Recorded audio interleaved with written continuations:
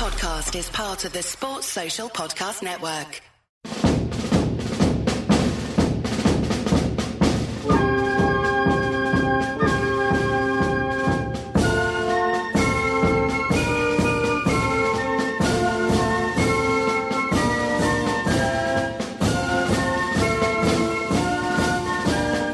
Hello everyone, I'm Chris Wynn and welcome to our weekly episode of On This Week on Howe the Podcast, where today we continue to navigate through Sunderland's Summers of Old, where we look today at the 14th to the 20th of July at SAFC, that's easy for me to say, down the years.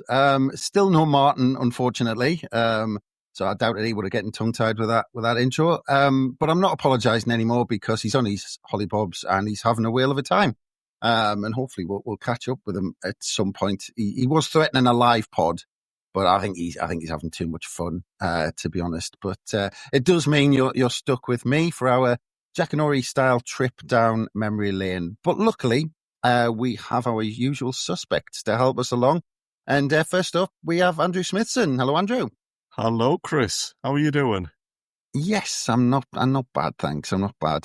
It's very strange when we're going through these things, all these kind of old stories, and actually, I remember when back in the day when I was young, thinking that the summer and pre-season just went on forever, and I tell you what, it doesn't. No, not now. I was listening to a podcast yesterday. And apparently the Champions League started up already. We're in early July and they're already playing Champions League games, which will be a problem for us in a couple of years' time. But yeah, it's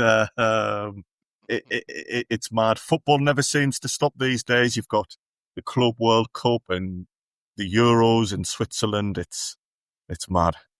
Yeah, that's it. And it's funny because we did a podcast with Mark Carruthers talking about the non-league last week, and he was saying that, by covering non-league sides, in 2 weeks' time, the Northern League's getting going, basically, and then the FA Cup starts basically not after that, and it just feels like the season's ended. It really does feel like the season ended two minutes ago, but yeah, well, we'll get into all the stuff that's happened throughout the years in Sunderland in terms of this week in July. And of course, as well as Andrew, we have Kelvin Beattie. Hello, Kelvin. Morning, lads. Morning. Looking forward to this one. I am. Oh, you've got. I can just see the grin on your face of the people you've got to speak to. I mean, absolutely huge names at the club. But yeah, I mean, how do you feel about pre-season summer? I mean, is it the same feeling as you, where as you're getting older, it just seems short? Absolutely. It used to drag, didn't it, when you were a kid?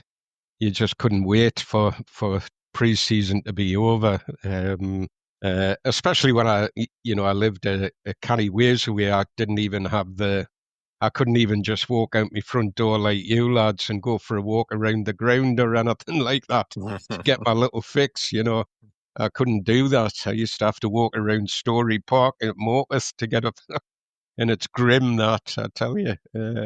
But yeah, it just seems to have flashed by.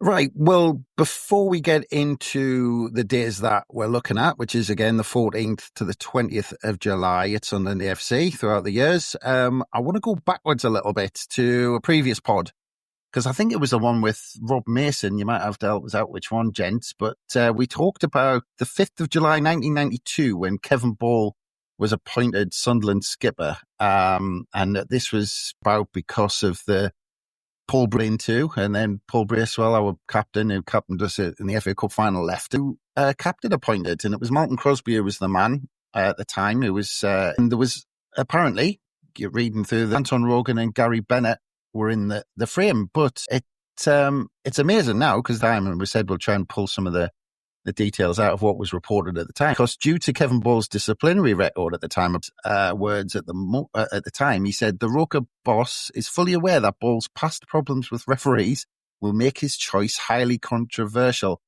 And important, again, Brian McNally had said Ball takes over as Roker skipper was lying, and they had like a bit of a and he started that piece by saying, Fiery central defender Kelvin Ball is Sunderland man. Shock choice to replace Paul Bracewell as rookie skipper.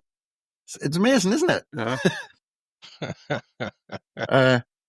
On it now, Chris, and it just seems like the perfect way a cut does leave you scratching your head a little. Yeah. I know Anton Rogan was a big character around the dressing room, and obviously Gary Bennett was, legendary Gary Bennett, but and he had captained the club before. Yeah. But yeah, it's just an interesting one because at the time I'm sure people were questioning me that actually happened. So I wanted to dig that out and go back. Did Brian McNally not move on to work for the Brexit campaign? Was he? Wasn't he the press chappie that did a bit of work for the Brexit campaign? Chris and I are looking at each other wondering if this is a gag coming. It is a gag. It is. Go on then. He could sell you anything, McNally. I think wasn't his nickname the Beast? Isn't that what he was known as in media circles? If he didn't fancy it, he'd just beast you. Well, what wasn't? I think it was the episode with Rob. Because didn't Rob tell us a story that the lads in the changing room weren't too happy with? And they insisted, I think Paul Bracewell insisted that they said he was about as popular as, was it Colonel Gaddafi? Osama bin Laden. Was that it? Like that. Yeah. I can't believe I'm going to say this. Apologies to Colonel Gaddafi for speaking ill of him. But yeah, so he obviously had a reputation. I'm still waiting for a punchline off you, Kelvin. I'm still no punchline. I've picked up on Brian McNally's stuff before that he's not averse to expressing his opinion in what looks like a factual report. Yeah. He'll probably he won't come hunting me out because he's passed on, I believe. So, yeah. But to be fair, I think even Ruggers is getting into hot water with some of our player ratings back in the day. I think we've had some feedback from the club for a long time ago about that. But anyway, let's move on and let's get into our days because let's start with July the 14th, and we're going to start with potentially the biggest, because Kelvin has got a massive grin across his face. He can't wait to get into this one because on the 14th of July 1961, Sunderland signed the legendary Brian Clough from Middlesbrough just down the road. And Kelvin, I'm going to hand it across to you to talk about it all. Well, pitch in, lads. There's plenty to say about Cloughie, isn't there? What a for the club, 48,000 club record. Ian Lowther was part of the offset of that. He went to Blackburn, bought a bit of money in. We were a club that was spending money at the time because we just bought George Hurd for 42,000. So we were spending money. And at the end of the season, we bought Johnny Crossan and George Mulhall for good money as well. So it was an exciting time to be supporting the team, for sure. But Clough came with this phenomenal goal-scoring record for Middlesbrough. And oddly enough, when he went on, he was captain at Borough for a while, but he had teammates in that dressing room that didn't want him to be captain. They made a plea to the manager to change that. So yeah, controversial character, Clough, even back then. Confident lad. Just going into his Middlesbrough time, Kelvin, just sticking with that before we get into him signing. Because, like you said, he wasn't the most popular fella in the dressing room, even though he met his best mate, Peter Taylor, who was goalkeeper there. But he accused the other players of all sorts, didn't he, in terms of throwing matches. And I think there was one game, wasn't it, where it was 6-6 or something like that. And he was basically joking with these other players, or not kind of half joking, I suppose, by saying how many does he have to score for, how many they're going to throw in this week. How many does he have to score?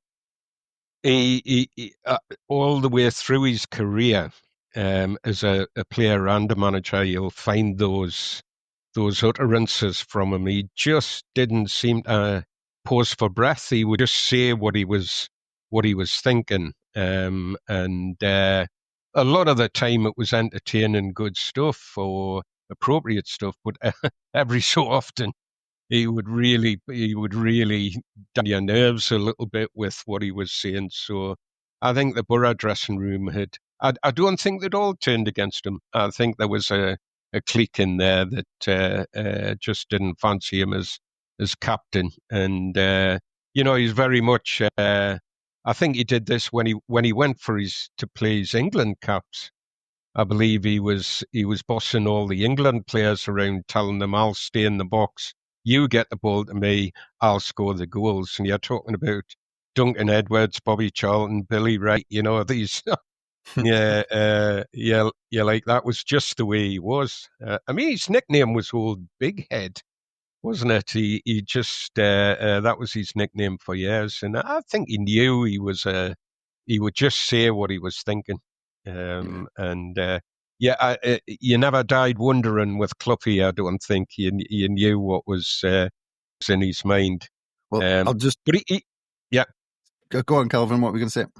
I was just going to say, when he went on the transfer list, he wanted first division football. He wanted elite football. So it was odd at the time that he came to it, but apparently Alan Brown met him off. He'd gone on a. I was just going to say that because I mean, just to bookmark the Middlesbrough bit. I was just reading a bit from his book here, where he said in the Middlesbrough, he said the injustice of it all at Middlesbrough, the guy did that was so blatantly undone by others in the team, produced more anger than resentment. So that was kind of his time. But just to kind of kick off that conversation you were going to say there again, this is from his book about joining the club. He said, this was the summer of 1961, and he said, I wasn't that chuffed at the idea of a Mediterranean cruise in the close season of 1961 because sailing is like flying to me, something I can well do without. But Barbara relished the prospect, so who was I to argue? In the event, I loved it, but I wasn't prepared for the welcoming party that greeted us when we returned to Southampton. Alan Brown, the straight-back guardsman who managed Sunderland, was waiting at the quayside. I'm known as the one who speaks his mind, who gets to the point without fuss, but Brownlee was the master of it. He tipped the porter a couple of bob, heaved our luggage onto a trolley, looked at me straight in the eyes in a way that made lesser men freeze to the spot and asked, "Would you sign for Sunderland?" Would I sign for Sunderland? Done. Yes, I blurted out without the need to be asked again. But it's interesting, to contrast that what you were just saying there, Kelvin, that Sunderland is a second division side, and him thinking because he missed out a couple of times. Middlesbrough got quite close, and just missed out. And you thinking, actually, would he not take a second to think about this and think, hang on a minute, Sunderland second division side? And I think I'm just kind of looking that we'd finished 6th the season before and 16th in the second division the season before that. I mean, Alan was turning it around. But as you said, Kelvin, on paper, a little bit of a strange choice that he didn't think about it. Very. But if you followed his career, both as a player and a manager, he wasn't given to long periods of contemplation. He just went for it. If it felt right, he did it. And in a way, I guess you could say that's how he played his football. He was a fast twitch, knee-jerk reactor striker in the box. That's how he scored his goals. He wasn't thinking about it. He just did it. I think that was probably true to his nature. And definitely, he liked Brownie. Alan Brown made a massive impact on him, and like many other of the players that played for Brown, a massive impact on his career as a manager. So there was something about Alan Brown that resonated with Clough in terms of how he played and how he managed after that. I would say he would be a fan of Brownie, Alan Brown. Charlie Hurley, I mean, remember when we're talking about Charlie Hurley the other week, Brownie did something similar to him, didn't he? It took a bit longer, but he sort of doorstepped him, and was the next thing he'd eased Charlie out of the negotiations and was dealing with the matriarch of the the real decision maker, which was his mother. And he absolutely schmoozed her, so he definitely had, he probably was a strategist in that way, Brownie. And then Clough went on to do exactly the same to a couple of players. I think he did it. I think it was Dave Mackay. He did it. I think it was Archie Gemmell. I think he did it. Where I think he slept on the sofa or something and made him fall in the morning or something like that. But I mean, can you tell us more, Kelvin, about? Because I've always been fascinated by this because you touched on it before, but you see Brian Clough's record, which is just unbelievable. I mean, as a striker, it's absolutely ridiculous. It's a goal a game virtually. Let's just say it's a goal a game. But because I've seen all pictures of Jimmy Greaves, and I've seen, you can see how Jimmy Greaves. There was one famous goal. Jimmy Greaves floats past players and knocks it in at the end and things. So you can get an idea of what type of player he was. But you touched on it earlier. You hinted at it. But how can you? Is there anything you can compare Brian Clough to in these days? Was he a Gary Lineker? Was he a I don't know, a bit of... He wasn't as quick as... Yeah, he wasn't as quick as Lineker. He wasn't as quick over the ground as Lineker, from what I've heard. I never actually saw him play. I was tantalisingly close, and he's one of the reasons I like talking about Brian Clough is he was somebody who I just missed. He made his comeback in 64, 65, and I went in 65, 66, but everybody was talking about him. He was somebody that quickly, if we couldn't score a goal, people would be saying, well, we could do with Brian Clough now, and so that's what intrigued me right from the off was, who is this Clough, who is he? Sometimes that expression of fox in the box, he'll have scored a huge number of squaffy goals, the ball's pinging about, somebody gets that foot to it, and you look up and it's Clough that's walking back with his sort of hand in the air thinking, there you go, that's what I do, I score goals. Charlie Hurley, when he I'll tell you what Charlie Hurley said about him. I thought this was really, really interesting, of signing.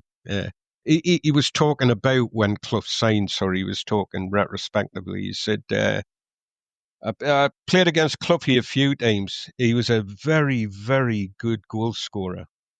Brian Clough was to score goals for both teams that he played for.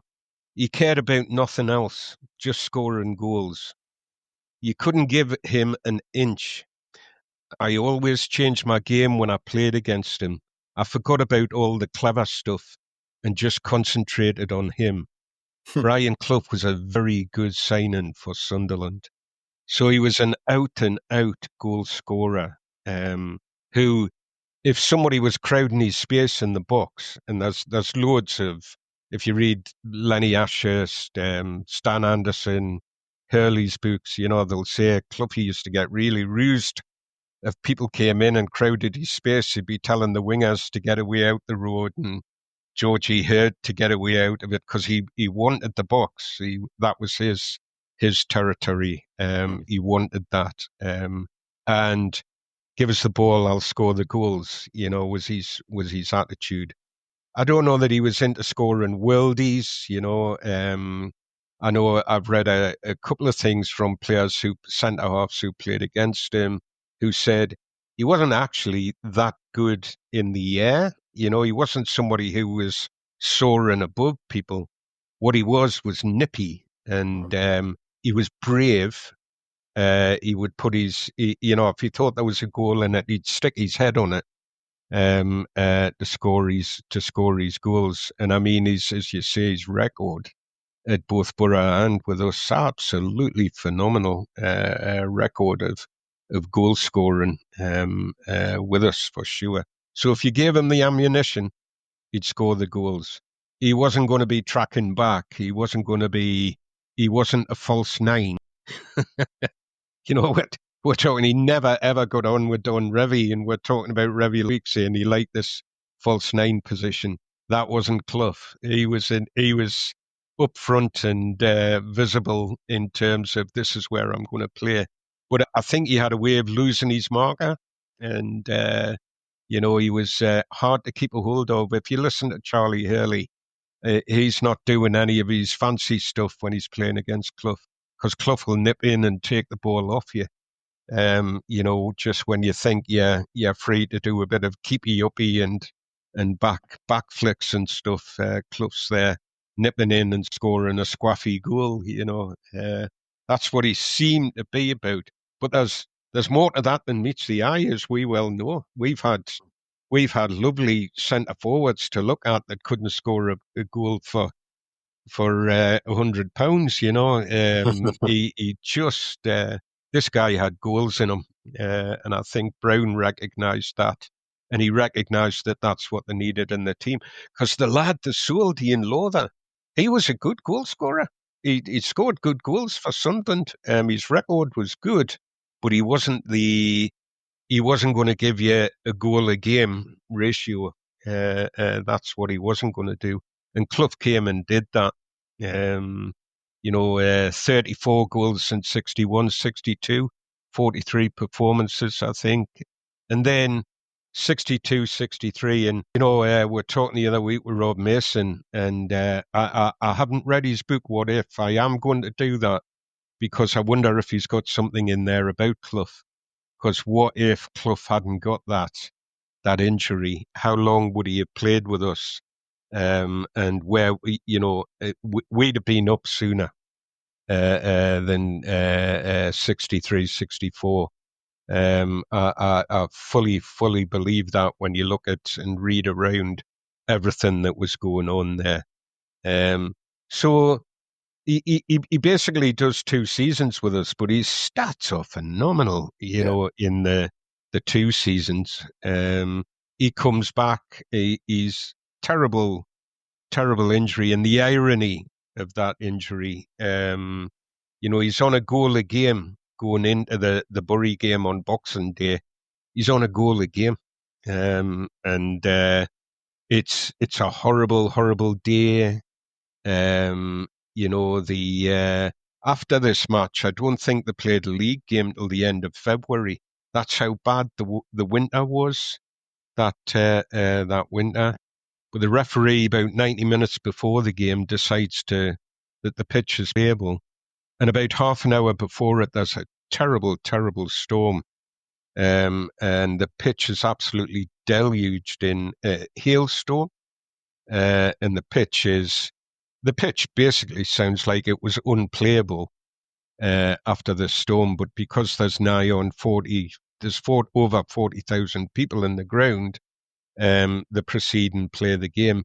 Cloughy, actually, irony of ironies, congratulates the ref on his decision before the game and says, you're right to play this game because I'm going to play and I'm going to score some more goals. Because Bury at that point I think they were sitting 5th in the table. They were actually, they were challengers, Bury, in the division. And as you probably know, Bob Stokoe was the captain of Bury at that time. And the game kicks off. There's a penalty that's it. I think the Bury keeper Harker is penalised for knocking Clough over, and there's a right ruckus goes on about it. Stokoe, the Bury players aren't happy with Cloughy for what they feel was a dive, but Charlie Hurley takes the penalty and misses it. And I think it's on 27 minutes. There's a ball into the box. Cloughy chases the ball. Harker comes out and smashes into him. And if you've never seen the photographs of that, there are a number of photographs that tell you what agony he's in, what state he's in. He himself said that he had the impact. He recalls going head over heels and his head hitting the ground, and then darkness. So he's out for momentarily, and then he tries to get up and can't get up. And at the time can hear Bob Stokoe roaring at him to get up and stop trying to but here he's medial and anterior cruciate's gone, and he cannot stand up. And there's these photographs of that where you can see he's trying to stand up and just cannot do it, So a horrible, terrible, terrible injury, a double whammy, and an injury. One of them usually finished players back then. He got just in his own words here, Kelvin. He says in his book, he said, Bury goalkeeper Chris Harker's shoulder slammed into my knee as we challenged for the ball. My head hit the ground and everything went.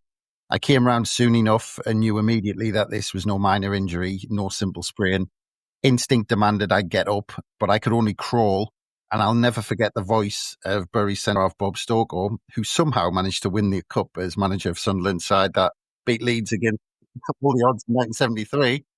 He moaned at the referee, telling him to get on with the game, accusing me of play acting. I'll never forgive Stokoe for that. I had a torn cruciate ligament, the Gaza injury as they call it today. Thanks to improved surgical techniques, Paul Gascoigne's knee was repaired and he was given a continuous career. His problems turned out to be in his head as well. But in my case, the knackered knee put paid to my playing days. So that was Brian Clough in his own words about the injury. But just in terms, just kind of slightly going back to the transfer a little bit, because, and you might be able to chime in on this one, Andrew, I'm not quite sure, or you might just know, Kelvin, because you all over the shop about the price. And I've seen 48,000. Brian Clough in his book says, he puts it, the best goal scorer in England had been sold for 42,000. Yeah. And I've seen 55,000. So I'm not sure if there's some debate on how much he actually went for or not. Yeah, I've seen those figures as well, Chris. 42, 55, 48. I've never seen the 55 one. But I don't know what the crack is with that. Somebody, you find, don't you, that the selling club wants to make out as if they've got a great deal, whereas the buying club wants to kid on that they've got a bargain. Maybe Middlesbrough don't want to announce that they've suddenly got a load of money in the bank, burning a hole in their back pocket. You know. I imagine back there, 1,000 here or there actually is a big deal. Yes, yeah, exactly. It's like nowadays maybe putting an extra 5 million on the price tag, or something like that. I mean, that was the cost, but I mean, you might be able to provide some insight, Kelvin, in terms of moving from Middlesbrough. I mean, we know what the rivalry are today. I mean, it's debatable. People kind of debate every time we play them. What is the Middlesbrough game to Sunderland fans, and what is it to them? But back then, was that a thing? Moving from Middlesbrough, was it a smaller world? Maybe. I don't think so. I've not read anything like really specific on that, and I have read a lot around Cloughie, Chris. I've never because he was seen from anything. Middlesbrough. He was a Middlesbrough. He was a Middlesbrough boy. He was a Middlesbrough boy, and speaks quite fondly of being a youth and getting into football and training, and he speaks very fondly of that.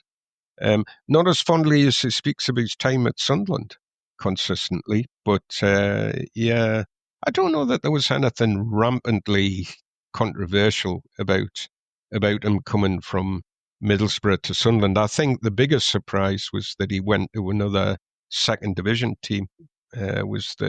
At the time seemed to be the biggest surprise. I know I keep mentioning him, but I remember my old father talking about that. He always said, "Was there a bung, involved in the transfer?" And I said, "Well, knowing Alan Brown, I would have said no way." He wasn't into that, so I would say not. But we'll get on to bungs and what have you if we get the chance. For sure.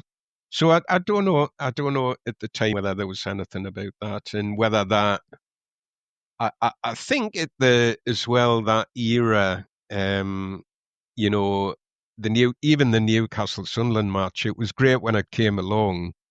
I always get the feeling, talking to people like my dad about things back then, it was a rivalry, but it was almost a friendly rivalry. You know, there wasn't any sort of bitterness about it. And a lot of the players knew each other, and did things like played golf with each other and stuff like that.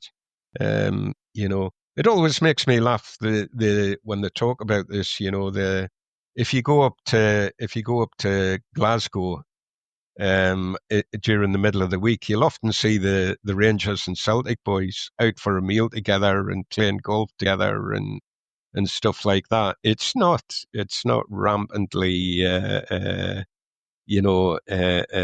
intense rivalry off the pitch kind of thing. So a lot of these lads sort of knew each other, and I don't know that he knew anybody particularly in the Sunderland team apart from Stan Anderson, who talked a little bit about his time with England when he came for his caps with England, and said that he wasn't intimidated at all. He just walked in and started doing what he did, you know. So that was Anderson's take on him. He thought Clough was a really, really good signing as well for Sunderland.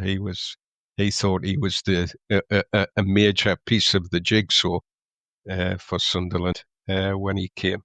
I agree on that, Kelvin. In terms of he was huge in terms of the jigsaw and the wider team.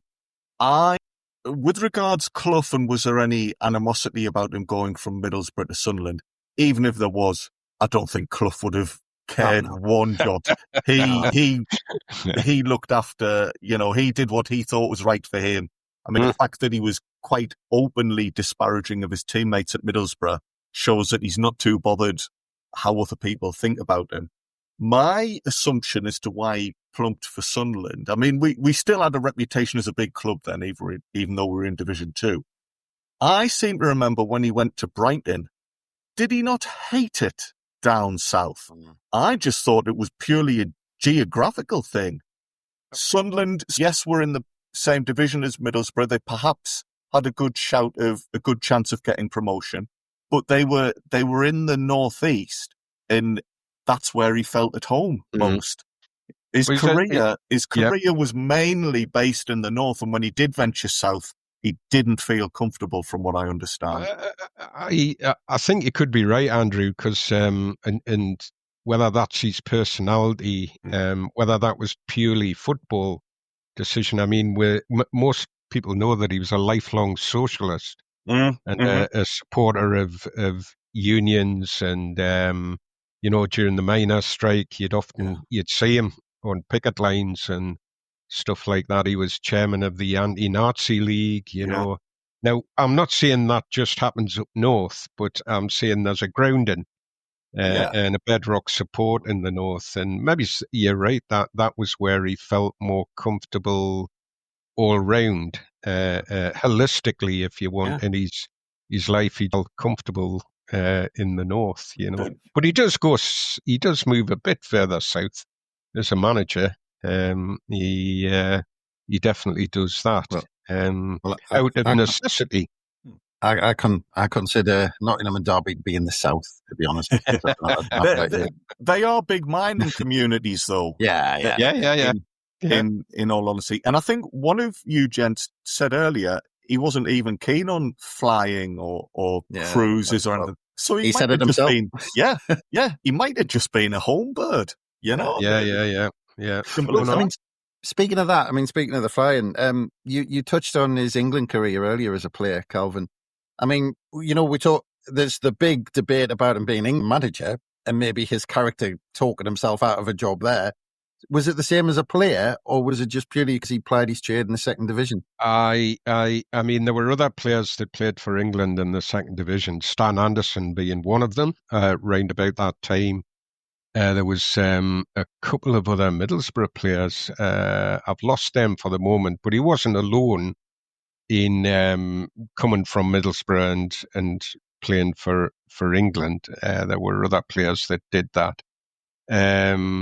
So I would say that he didn't quite fit the bill in terms of he was a player that I've already said he gets in the box, he stays in the box, you give him the ball. And I guess he's changing to a degree. I think it would be Walter Winterbottom that was manager then, if memory serves well, for England. And I think Walter liked these teams to be a little bit more. England are still reeling from the three Hammerons Hungary's given them, and they're looking for a much more fluid. You had to get that one in. They're looking for a much more fluid system. And Clough, in a way, whilst he's not a standout, great big target man of a centre forward, he is somebody that's saying, "That's where I'm playing. Play to me," Well, I found a good quote from his Middlesbrough teammate, Alan Peacock. He said, I played with some great players and I think Cloughy was a great finisher. He was a powerful lad and both his timing and positional play were excellent. You placed him in that bracket as Roger Hunt, but in more modern terms, he was very similar to Mark Hughes when it came to volleying. The one thing, right or wrong, that he insisted on was that he played down the middle because he reasoned that was where he scored, not out wide. So why should I run out wide? That was his one feeling. When he played for England, he wanted people to play like Borough did. But when you've got people like Bobby Charlton and Jimmy Greaves, you can't tell those guys, I will just stop in the middle. So he's a funny lad, Alan Peacock, wasn't he? I sometimes wish he played for us and we could. He did, you see, he used to say some pretty spot-on things, Did he ruffle a few feathers? Very good. All right. This joke, in all seriousness, Peacock was really good friends with Stan Anderson, who you've mentioned a few times. They're very pally. Yeah. Aye, so that was Clough in terms of his. I think it has to be said he does. There's something happens, something that's key to what comes in later years in that period where he's injured. He was virtually teetotal. And when he got that injury and was spending as much time in a cast and, inactive, he did start drinking a bit more when he got that injury. And that comes back to haunt him a little bit, these periods of high stress, worrying about whether he's going to get back. And he scored all these goals, it has to be said. He scored the majority of his goals, all bar one of his goals. He scored them in the second division. But he comes back, Sunderland get promoted. He comes back in 64-65. He plays a pre-season friendly against Huddersfield, and there's nigh on 25,000 turn up to see him in that pre-season friendly. That's how highly regarded he was by our crowd. He didn't actually start that game, but when he got on, they cheered every touch that he made, and he remembers that.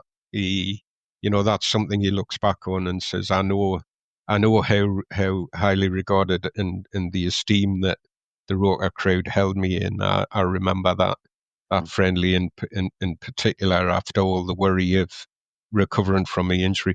But he only plays 3 games. He scores a hat-trick in the reserves and they stick him in for a game against West Brom. And it's a rip snorter of a game, but he hits the post. He has one cleared off the line and he sends one just by the post in that game, but he doesn't score. And then he comes back for another game against Leeds and he scores.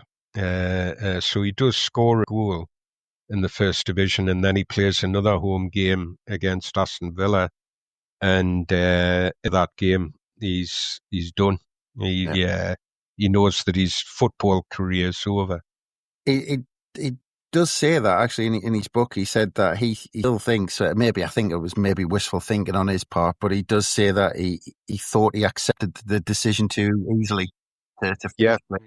But there was, I remember him, I'm sure it was, I can't remember if it was in his book, but he did talk about being made up to run up and down the steps of the forward end for rehabilitation.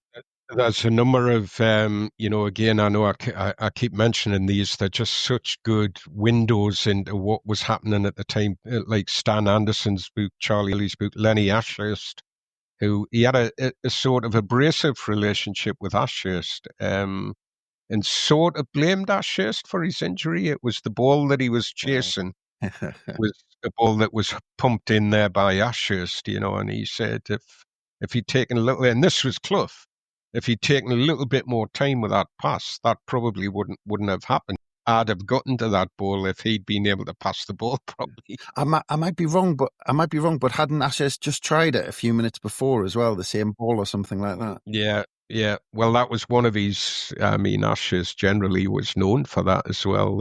A long ball into the box. He was meant to be. It was something he wasn't too bad at. Aye. So yes, he does attempt the comeback. It doesn't work out. And that one of them what if moments. Had he been able to recover, had he been able to play, yeah. I wonder. It's mentioned there that surgery methods have changed. I wonder if rehabilitation's very different now as well.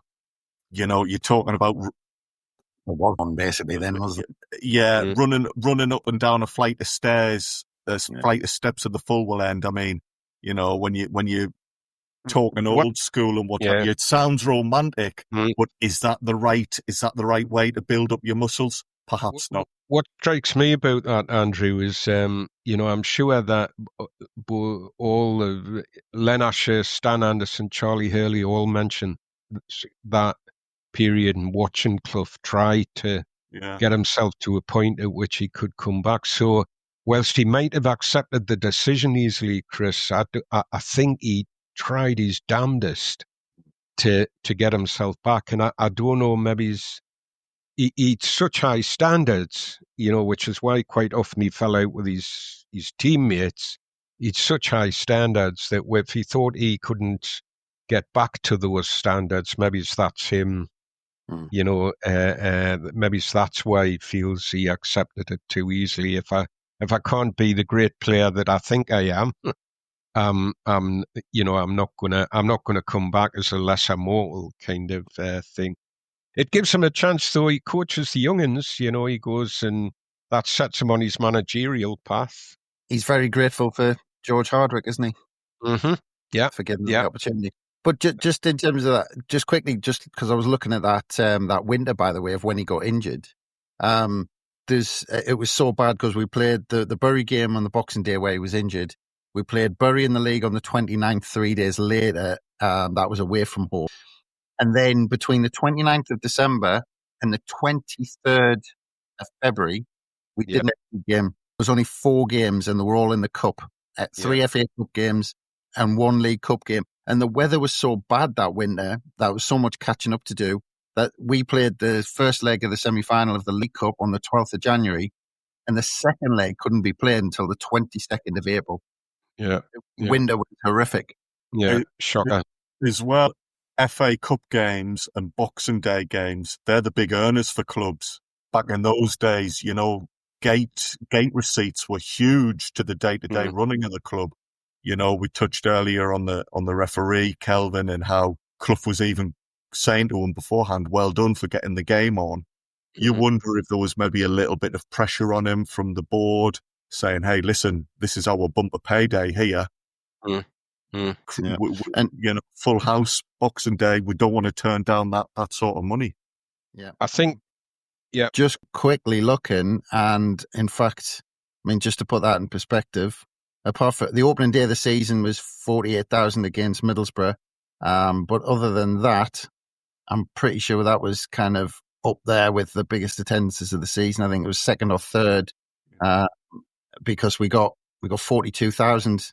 The game before that was 40,000 against Leeds. So you're right, a bumper crowd but we guaranteed money basically. Yeah. The crowd were, by half an hour before the game, the crowd are all in the ground. I don't know how easy it is to then look and think, oh God, this pitch isn't playable anymore, I think that would have Caused been a a riot hard back then. One of those, no boxing day game. one of those, I think, where there's so many circumstances that all contribute to it. It's a perfect storm, isn't it? Really. Well, it was a perfect storm in more ways than one. Andrew, you've cracked a funny without even realising. Yeah, well, that I wasn't waiting to do. It's worth a mention of his testimonial. I was intrigued at this. I hadn't realised that. So he gets a testimonial. Over 30,000 people turn up, and it's against a Bobby Charlton 11. So there's a lot of really, really good players turn out for his testimonial. So whilst he was abrasive, there were also people that recognised, and that could, I guess, accommodate to a degree some of his abrasiveness and the way that he was. We probably all got friends that are a bit like that, and it's I've got a couple of friends that are very abrasive, but it's what I like about them, So he's probably got that going on, and the fact that therefore the grace of God go I. Yeah. When all these players start turning out, because that's his career done. But he actually on that night of that game he signs up as manager for Hartlepool's United on that very night. He signs on as manager for Hartlepool's and off he goes. So his time as youth team manager with Suggett and Kerr and Hughes and Toddo was pretty short, but pretty successful as well. Yeah.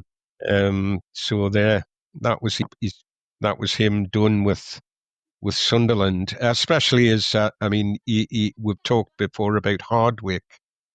Was if he was going to get the job, he wanted Clough to come as his right hand man, and whoever you believe, apparently the directors didn't fancy that. There was also this issue of insurance that the directors were, if he was done, they wanted him off the books. They wanted the insurance, and I think there'd been a bit of rancor about how long he rehabbed for as well. I don't think the directors were particularly supportive of that period, and I feel for him a little bit when you think about what he'd done before the injury, even though it was a short period. You would have thought they might have dug in a bit more, but they do give him the job as youth team coach, and it does sort of set him on his way. Whether he thought he was going to go into managerial roles after his career, I've got no indication of that from anything I've read. But his time as youth team manager sort of, and the fact that his career's over, that's him thinking, right, I'd better crack on here. And yeah. Well, just to finish on Brian Clough, because I think we could probably talk all day about Brian Clough. But just to finish, just on that point, Kelvin, that you said, again, in his own words, he said, I was totally unaware that Sunderland had me insured for £40,000 or so, but I believe they were more concerned with getting the money than with my continued belief that I could keep on playing. They got it in the end. I got about £1,000. That was... But then he also says, I bowed to the establishment, so to speak, when I agreed to pack in playing. They told me, we don't believe you're going to make it back to the player you were, but I still think I could have gone back for a little bit longer, maybe in a lower division. Perhaps it was and is wishful thinking, but to this day, I wish I'd tried. I wish I'd given it another whirl. It was my life, and at 29, I knew I was good at it. So that was... Again, I was saying maybe it's for another day is what happens then, because he does keep coming back into Sunderland's sort of history, if you want. Yeah. He keeps reappearing, but that does set in motion his drinking, and he's that really affects and ultimately ends his life. There's a great, I just want to mention before we go off, I don't know if you've heard about this. There's a book written by a guy called Craig Broomfield, called Be Good, Love Brian. Have you? Yeah, Andrew's nodding. I've not read it, Kelvin, but I have seen it, and I've heard a couple of interviews with the author. It sounds a fascinating story. Oh, honestly, there's not much, I'm a bit hard-bitten, me. But I tell you, reading some of that, Jesus. Well, you've mentioned, Kelvin, that he was abrasive, that he also had this completely other side to him. And that book, from what I gather, just underlines that 100%. Yeah. And there's a great little clip of Clough describing socialism somewhere, and I can't remember where. Obviously an old one, but it's absolutely brilliant. It keeps getting pulled up time to time, and you keep seeing it every so often. Yeah, that's not the one where Brian McNally, who we were talking about earlier, challenges him and says, "Clough, Brian, you say you're a socialist, but you drive a Merc." And Clough spins round and says to him, "I am a socialist. I want everybody to drive a Merc." That does, that rings a bell, that one. Yeah. I love shit like that. Well, look, we could spend all day on Brian Clough, and I desperately want to, but it's almost sad to move on until I move on to 1981 on July the 14th. And I don't know whether this is a sad day or not, Kelvin. Joe Bolton is sold to Middlesbrough for 200,000. Tell us, 1981, Joe Bolton's leaving for Middlesbrough. I mean, is that a sad thing? Boo. What the bloody hell are they playing out selling Joe Bolton? Joe Bolton. Man, this guy, what a cult hero Joe Bolton was, man. Jesus God, selling him to Borough. They're bloody Borough as well. Why? What are you going to sell him to him for, man? For you God's just said sake. about, there was no animosity. Now you're jumping on poor Joe Bolton for going in the opposite direction. Andrew, you know I'm a right hypocrite, man. Come on. God, do you know one of them moments, you know where you are, it was like the assassination of JFK. I was absolutely gutted at this one, man. Jesus God. Joe Bolton, he was a bit of a cult hero. You lads probably heard about him. Cult hero, left back of choice for 8 seasons, and 8 pretty intense seasons as well. Came into the team just before the 72-73 FA Cup sort of run and Stokoe arriving. He had competition from the moment he came into the team. There was a lad called Keith Coleman who was there, who was just a bit older than him. And Keith Coleman was a good left back. He was captain of the youth team, Coleman. He was a handy operator, Coleman, but he basically bringes past Coleman, and Coleman goes to West Ham, because Joe's obviously going to be holding down the left back berth. They called him the Berkeley Bruiser, that was one of his nicknames. But I always feel like I feel for him a little bit when the people start talking about, he's not just a bruiser, Joe Bolton. He could play. He was 2-footed. He didn't just have a left foot. He scored a couple of really spanking right foot goals. Some of his tackles, Kelvin, were 2-footed as well. If what I've read is accurate. So, I mean, let's put this to bed. 3 sendings off, 24 yellow cards is my understanding. In a 9-year career with 9 seasons with Sunderland, come on. That's not too bad for a defender. Was that not just because the refs were too scared of him? Because he was... I take your point, though. He was more than just like a bruiser, but those are the stories that fans like. They remember him kick a winger into the main stand or into the clock stand. And I mean, to be fair, he followed in the footsteps of people like Billy Elliott, Lenny Ashurst, Ronnie Guthrie, who Stokoe brought in and sort of held Bolton back a bit. I mean, Bolton got games in that season, but just when Guthrie was injured, That's when Joe Bolton played. But once he got in, he was the full left back of choice for three permanent managers, and Billy Elliott, when Billy was caretaker manager, he was their man at left back, and I would say the crowd knew that as well. He was a lad that played his football, he could tackle, he was canny in the air. He was like an express train going forward with the ball. He loved going forward. I was just about to ask, because my era's kind of cult hero in that sense is John Kay. I mean, was he similar to John Kay? I would say, and I liked John Kay, Chris. I liked him well enough. I was talking to him about 4 days ago or so, actually. I said hi to him. He's still turning out at supporters' dues and stuff like that, Johnny Kay, and looking pretty fit, by the way. Yeah, I like John Kay. He was similar-ish. I mean, he was hard. He was bigger than Kay. He was a hard lad, Joe. When Andrew, I was going to jump in, that the refs were frightened of him. I'm not sure that they were.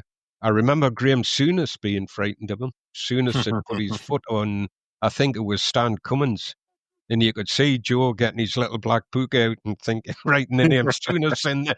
And Souness, honestly, it was like poles on a magnet. Wherever Joe was, Souness wasn't. And if Joe veered across to him, Souness was like, I was thinking, he'll deny that, of course. Yeah, yeah. Oh, absolutely. But I was there and I saw that. So that really happened. That isn't a myth or a legend that's grown up around Joe. I think Souness went off at the finish. Yeah. He said, I'm not having any of that. Like, I'm off. So he was a hard laddie. He was, I mean, one of the reasons I really liked him was the skinhead fraternity claimed him as one of our own. He was, he was a bit of he had the cut and the fashion and everything. So he was a cult hero in that regard. He was good going forward. He could score goals. He was left and right footed. If ever you want to know what kind of attacking fullback he was, there's a goal that he scores against West Ham. It's on YouTube.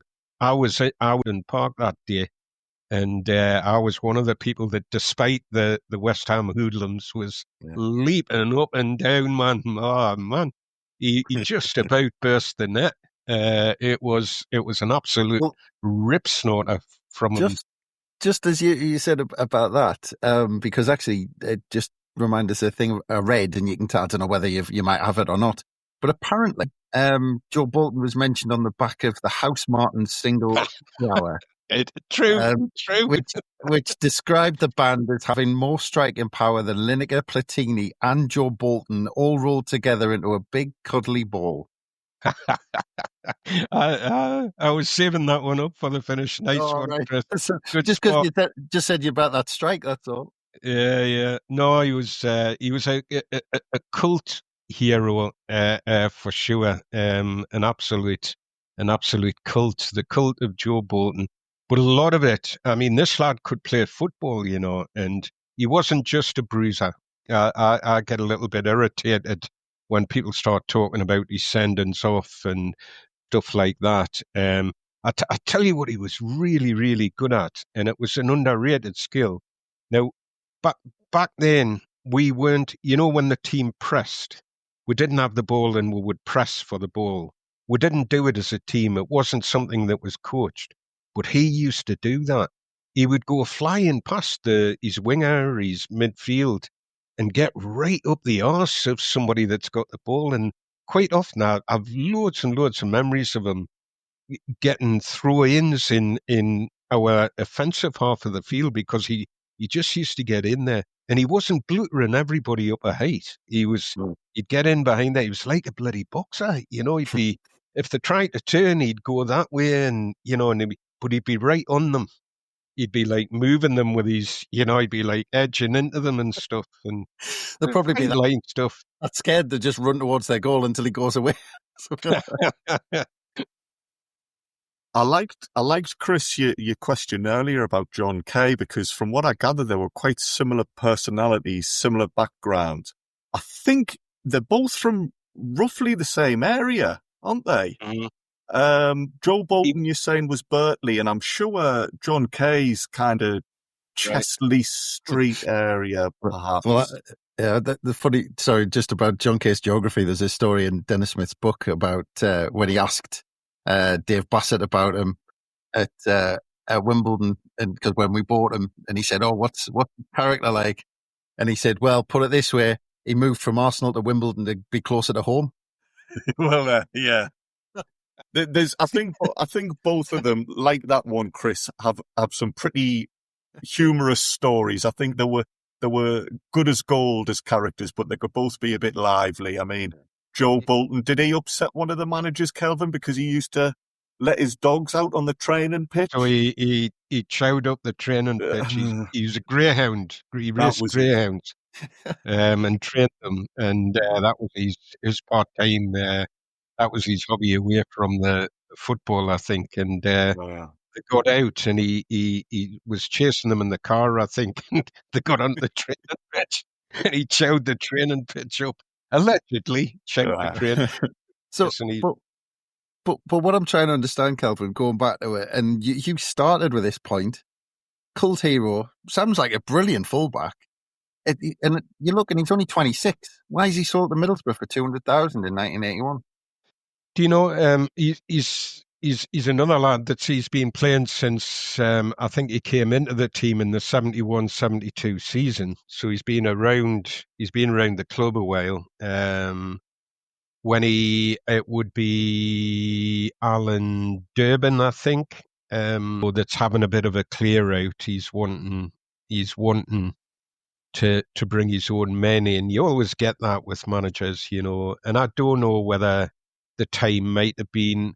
I find it difficult to be balanced about it, but you know, maybe sometimes players just reach that time, don't they, with a club, and maybe it is time to move on, because he goes to Borough and they love him, which makes me laugh, because he's one of his last games he got sent off against Borough for nothing. Terry Cochran coming towards the end of a game, and I was at that game as well. I actually saw all of his sendings off. He'll be, God, if he listens to this, he'll think I'm a bloody jinx on him, you know. But I did see all of his sendings off, and we're coming into the last very, very tight game, coming into the last, as I remember it, the last few minutes of the game. And Terry Cochran, he was a right worky ticket, that bugger. He could play football, but he was a right bloody worky ticket.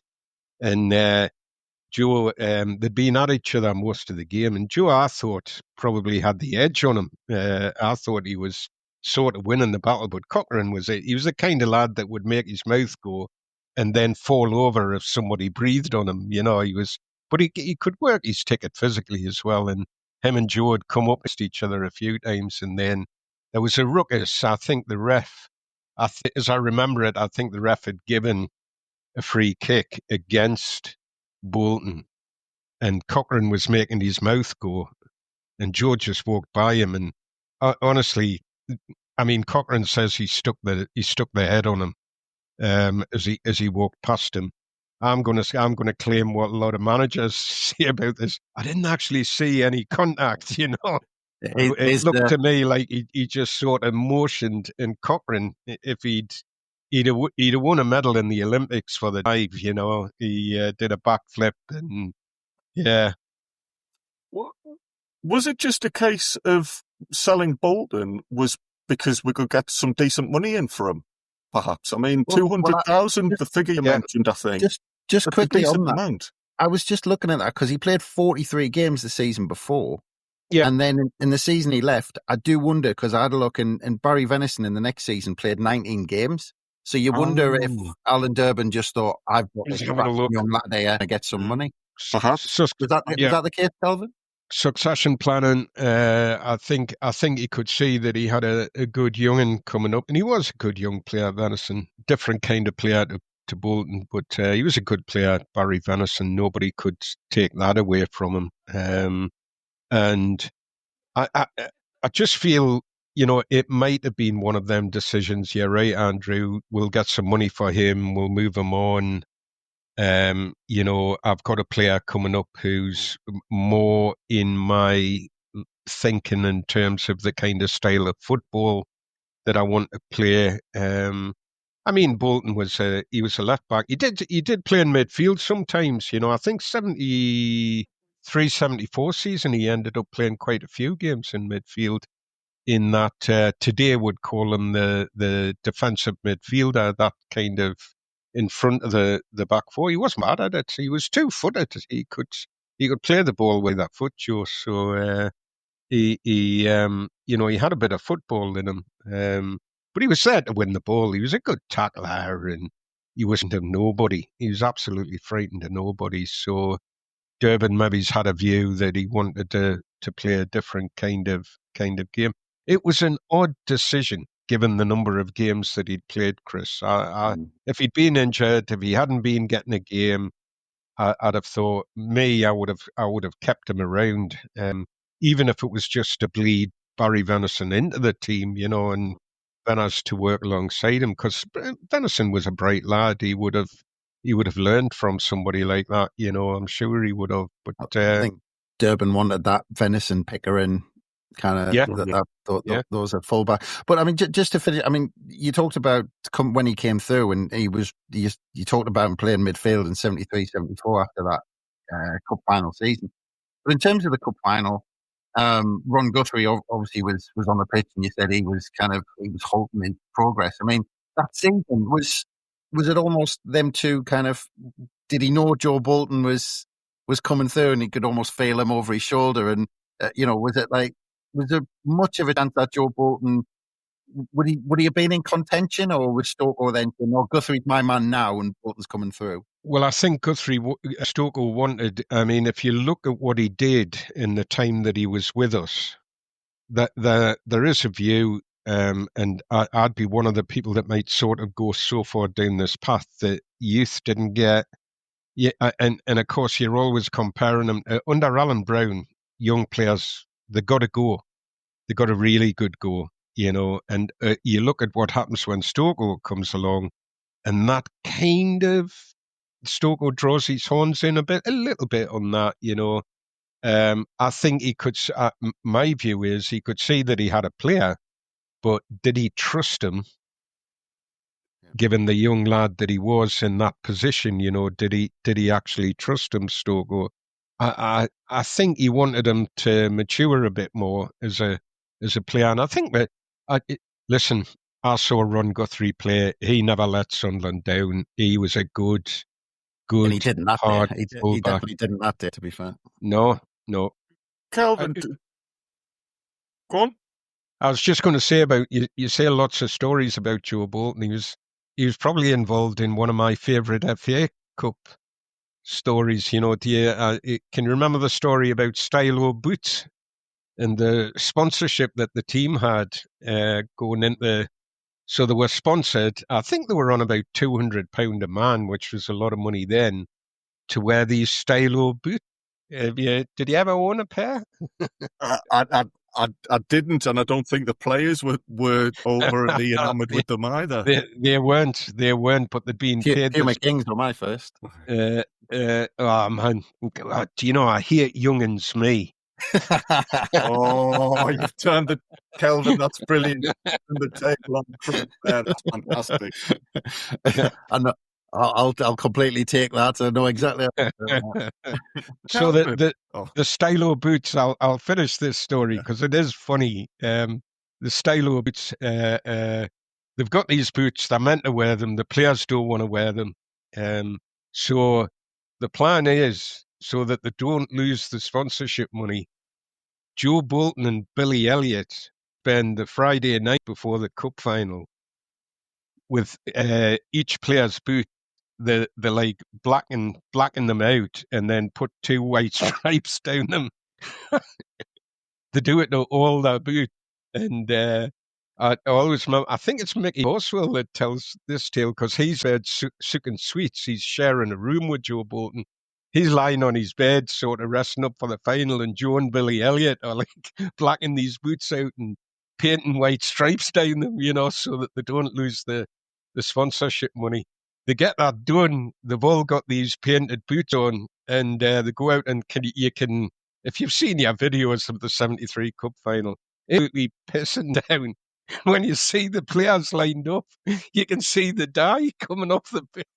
The pitch has got all this dye on it, and oh man, it's just, and the Stylo went mad about it, I don't know if they got that sponsorship money, but Joe and Billy Elliot, two left backs of high renown at the club, them two working away, getting the boots sorted.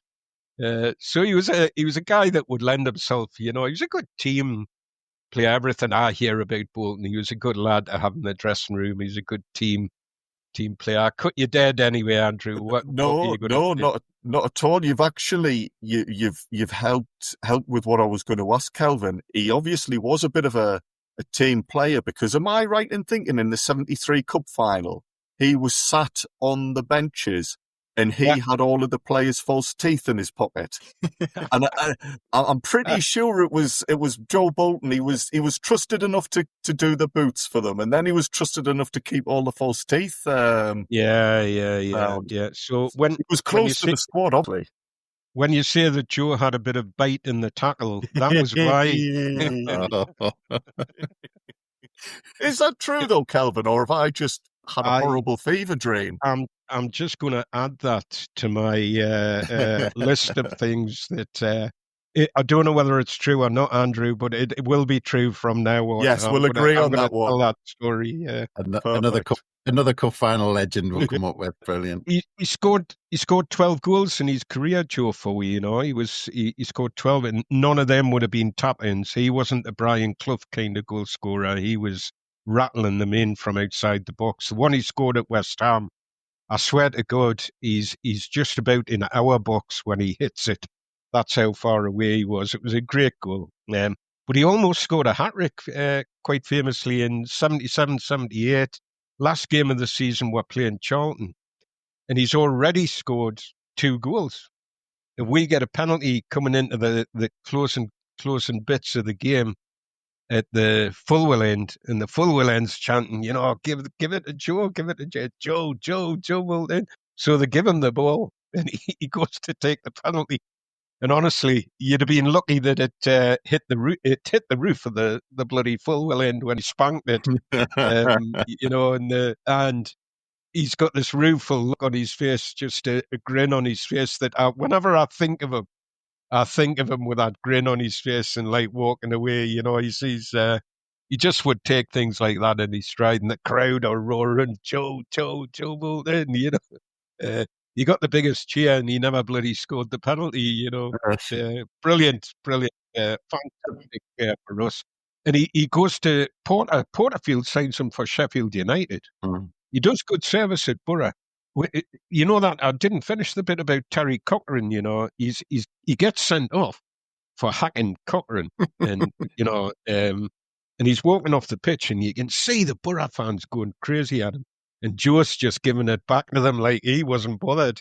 Next season, he's playing for them, and he's apparently a bit of a crowd favourite with them, So I think football fans are very fickle, aren't they? We hate these players 1 minute, and then we love them the next. That was like that with Leighton James. I was always given out to him, and then when he came to play for where there was none better, So, man, great player, great character, fantastic character, and gets promotion with Porterfield, signs him, and he gets promotion with Sheffield United, but has to finish because of injuries. He's got a number of injuries. That he picks up an injury at Borough, he picks up an injury at Sheffield United, and ends up finishing. Yeah, but a real character, great, and so. I never got to see Brian Clough play. I did get to see Joe Bolton play. I'm bloody happy that I got the chance to do that, man. Brilliant stuff. Well, this is usually the point as presenter where I realise that we're over an hour in, and we haven't completed the first day yet. So here's where panic sets in. But Andrew, we need to touch on the quiz for the next one. Yes, we are looking at the quiz question I asked last week, which was a Scottish international that signed for us on the 14th of July 2000.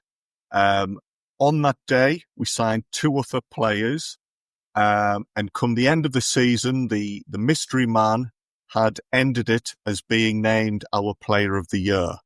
So who do we think for that one, gents? And the answer is, of course, answers on a postcard. I'd love to say that we'd received a right answer, but I'm not sure we had on social media, but it was Don Hutchison, signed from Everton for £2.5 million, which was an absolute bargain. But and the other 2 players we bought Jurgen Macho in on a free from First Vienna, and Tom Peters, the legendary Tom Peters, who the one and only story, I think, from Sunderland is when Howard Wilkinson announced to the squad that he was leaving the club, and apparently he just jumped up and punched his fist in the air, went yes. I think that was pretty much his only thing he did with Sunderland.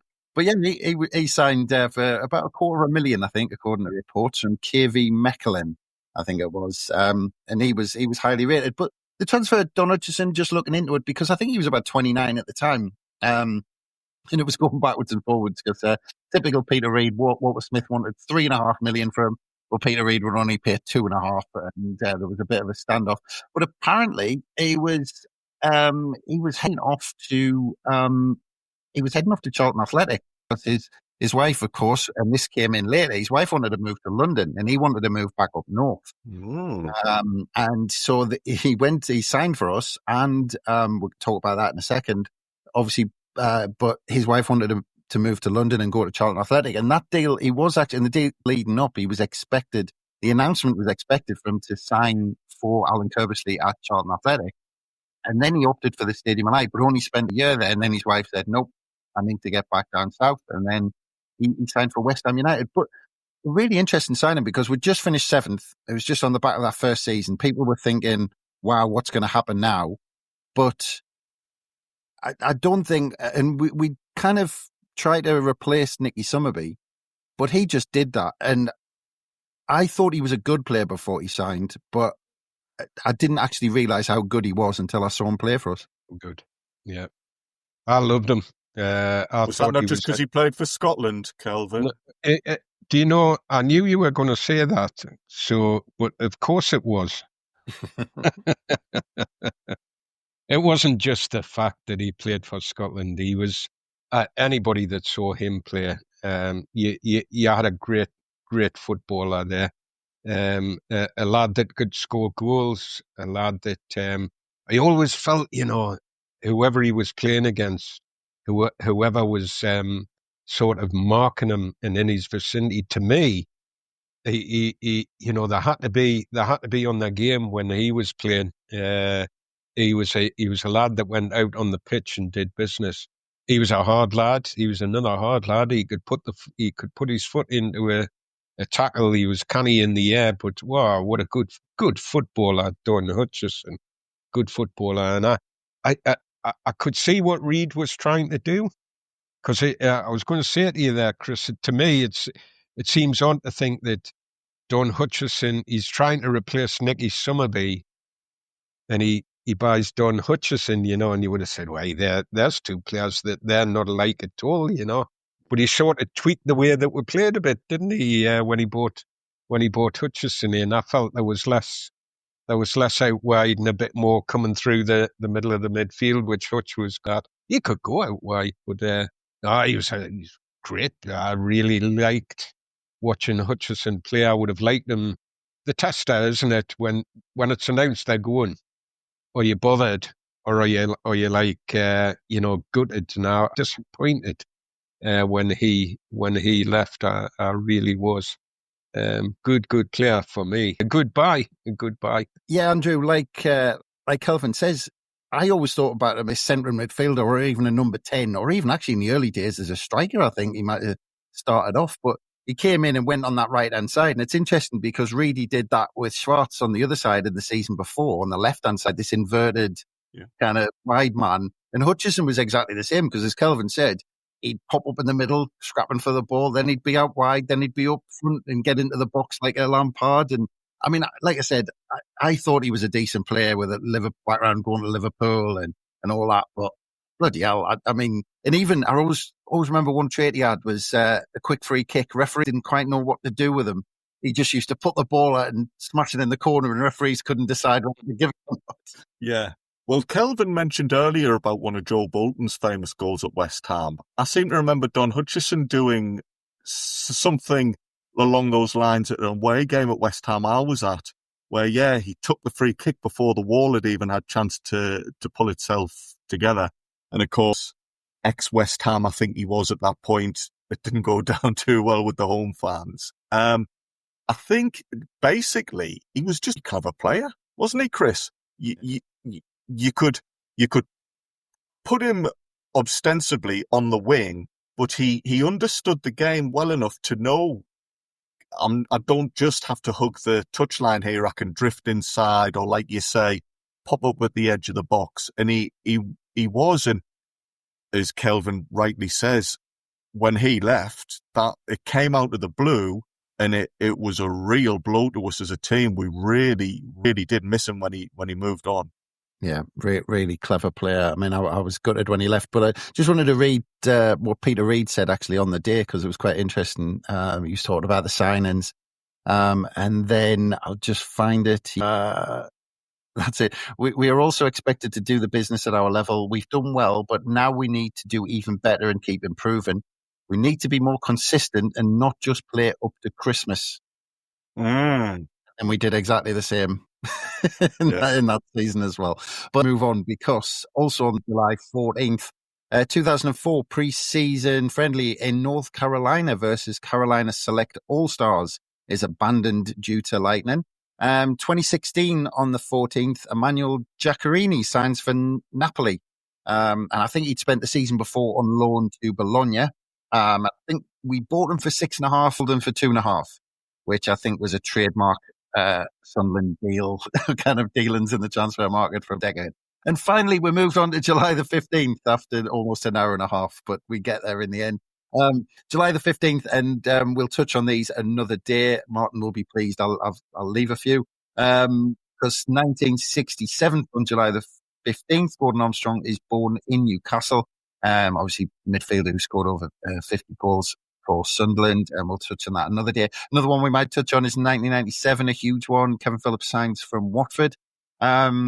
1999, just quickly touch on this one. John Mullen signed for Burnley after being, and obviously, lads, I probably don't have to mention this, but has the distinction of being, someone want to finish that? The last goal scorer at Roker Park, isn't he? Just a quick question on that game for the both of you, because I remember being there, but it was not. Do you think that game had to end up 1-0 to Sunderland? It was convenient, wasn't it? It was, wasn't it? Yeah. It mirrored the first game against the Oak. Yeah. I mean, we'd played them in the league just a few weeks beforehand, and I want to say that was a quite a tight defeat. Yeah, it was. Yeah. Well, most games for us that season. True. So, I don't know. It worked out well. We'll say that, shall we? Liverpool, team talk before the game. Whatever you do, lose 1-0, basically. Yeah. But it was a decent goal, and actually he popped up with, I mean, that goal obviously, which he'll always be in the history books for, but the Man United goal as well, which was a big goal, of course, at Roker Park, in that 2-1 win. Also on the 15th of July, we go to 2015. Sunderland signed Jermaine Lons from Ukrainian club Dynamo Kiev for a fee around the region of £9 million.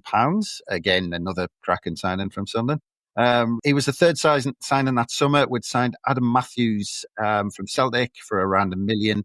And Sebastian Cortez, he went permanently from Liverpool around £2 million mark, which actually seemed like a bit of a bargain at the time after he'd had that season on loan. But that was at the time. But anyway, let's move on again. Let's go to July 16th. And I think we'll touch on this in more detail down the road, because we have touched on a little bit in previous pods, and I think he probably deserves a little bit more time, because in 1919, George Holley was sold to Brighton. Now, he was a huge figure for Sunderland, who played in those title-winning sides. And in that double-winning side, Andrew, I know you've written a little bit about this, but just very, very quickly touch on him, because the story, talked about Sunderland winning the double, and we've touched on this a little bit, but his injury, because he'd actually failed a fitness test, somebody had come in for him, and he had to play half fit, and we basically played with 10 men when we were trying to win the double in that final against Villa. Yeah, I think the lad that they wanted to bring into the side basically had some sort of nervous attack and just yeah. I didn't know that. I want to say he was called Walter Tinsley, and that I think that's right. And yeah, he basically, the idea of coming in to play in a massive cup final in front of, what was there, over 100,000 there that day? I think he just had a bit of a panic. So Holley had to just basically strap himself up and get on and get through the game. And the queerest thing about that is, I'm sure that Tinsley then plays against Aston Villa in the league a couple of days later and maybe scores the goal that secures us the title. So he's... I hope that's right, because if it's not, I don't know where I've pulled any of that story from. Well, it's impressive off the top of your head, mate. Yeah. But yeah, let's see it again. I mean, typical Sunderland. I mean, even when we're at the right end trying to complete the double, it goes all wrong for us. But I think George Holley deserves a bit more time, because certainly. I think he was fourth all-time goal scorer, I think, off the top of my head, Andrew, right? Roughly. He's up there, and definitely a great name in the club's history. Yeah, and I'm sure we'll spend a bit more time on him at some point. But we moved to 1966 on the 15th. There was a World Cup game at Roker Park, quite a famous one. Russia beating Italy 1-0 in front of 31,989 at Roker Park. And we touched on it a little bit, Andrew, but we've got more to come on that World Cup, hopefully in a little bit in this podcast. In the year 2000, on the 15th, England under-16s play at the Stadium of Light in a record crowd of 21,000. They lose to Brazil 2-1. 2009, it's reported that Peter Crouch is in talks with Steve Bruce. Now, just very quickly on this, because I always thought with Peter Crouch, the time to sign Peter Crouch was Peter Reid. He should have replaced Niall Quinn with Peter Crouch, and that would have kicked us on. And we were linked at the time. But anyway, another what if. Move on to 2015. Santiago Virginie has signed on a permanent deal, and who was signed on a permanent deal, sorry. He left the club on a season-long loan to Getafe in Spain, because he was on loan, then signed permanently, and then left straight away on a season-long loan in 2015. July the 17th, and we talked about this guy a while ago. In 1940, Joe Baker was born in Liverpool. We talked about him on an earlier pod. 1981, Bert Davis, 1930s outside right. He died at the age of 74. Now we get into July the 17th, or in 1990, Peter Davenport signs from Middlesbrough. Now, there's quite a few things about this one that I want to touch on, because we talk about that summer, and Dennis Smith talks quite extensively about signing Davenport, and it's interesting because that summer he talks in his book about the budget that he had, and he said that he was given a sum of money, but he wasn't allowed to increase the spending for it. Now, he wasn't allowed to increase his wage budget, sorry. So he looked at his squad, and obviously John McPhail and Eric Gates coming to the end. He basically thought, well, I almost have to move them on to get players in. And then Eric Gates left, and there was then a scramble for strikers. And John McPhail, he played the first game, but I think Dennis Smith knew he had to kind of move him on. And in the end, actually, he did mention that John McPhail apparently moved for more money. He was on more money at Hartlepool than he was at Sunderland. But yeah, the chase went on for a striker, and in the early part of that summer, I don't know if you can remember, but the chase was on, and there was two players who were heavily linked ahead of Peter Davenport. The first was John Byrne. John Byrne was heavily linked, and then David Kelly, I think, was on the list of players as well to potentially come to Sunderland. But he ended up going with Peter Davenport. And you touched on earlier, Kelvin, about Brian Clough, and there was a story while Brian Clough was manager of Nottingham Forest. That's who we signed Peter Davenport from. But when he was a manager of Nottingham Forest, I've heard a couple of interviews with players to say that there was very few players that Brian Clough didn't get on their backs. And he always, and Peter Davenport was apparently one of them. And he used to point to Peter Davenport and say he's the perfect example because he used to just do it, hold the ball up, give it easy. Yeah. And apparently Brian Clough used to love him. He thought he was great. Yeah. He was, he did really, really well at Forest. And I seem to remember Cloughy just because I've always followed Cloughy's career, waxing lyric about him. I think he played about 118 games and scored 54 goals, if I've remembered my facts right there at Forest. And he was that kind of player, wasn't he? He was, I think Ferguson took him to Man United, didn't he, to replace Mark Hughes? Two different kind of players, I think, but Davenport, his hold-up play was brilliant. I used to like watching him play at Forest. He was playing in a footballing team, and he just seemed to fit in really well there. The ball was always moving, I thought. You know, he's a great continuity forward. I tended to think of them as the player rarely stopped. He kept the ball moving. He passed to his own players. You know, I never thought of him as an out-and-out goal scorer, and I could see what Smithy was doing in signing him. I was at the time. I remembered the David Kelly link, and I really felt that Davenport was the better option, and in terms of our style of play, I thought he would work well with Gabbiadini. Yeah. A younger version of Gatesy, really, in many respects, but a more forward kind of looking player, if in terms of comparing them. Yeah. I liked him. I thought it was a good signing. Yeah. Well, earlier in the summer, because the complication was with John Byrne, is that he was playing in the World Cup. He was in the World Cup squad with the Republic of Ireland, and he was with Le Havre at the time.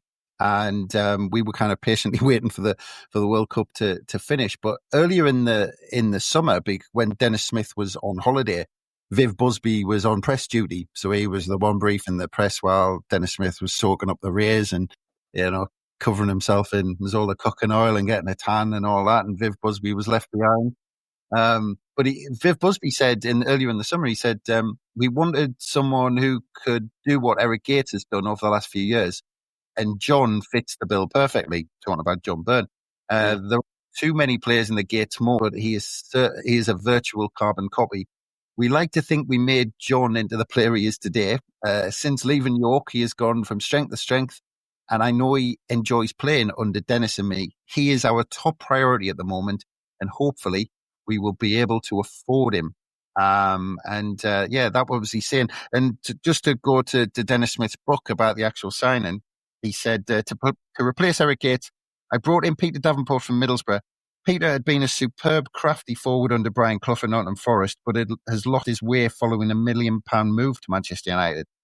Peter had disappeared from the scene while at Ayresome Park, but I had always rated his ability and thought he would respond well to being given another chance. I have to admit, though, that it didn't really work out. The problem was that once I signed him, I didn't have the budget to sign anyone else. But it is interesting that, and Peter Davenport's in that mould that, that you think Peter Davenport will be able to turn, knock Mark Owen behind. And he got from that position, from not that main striker, Andrew, that season, he got seven goals that season, scored on his debut against Norwich.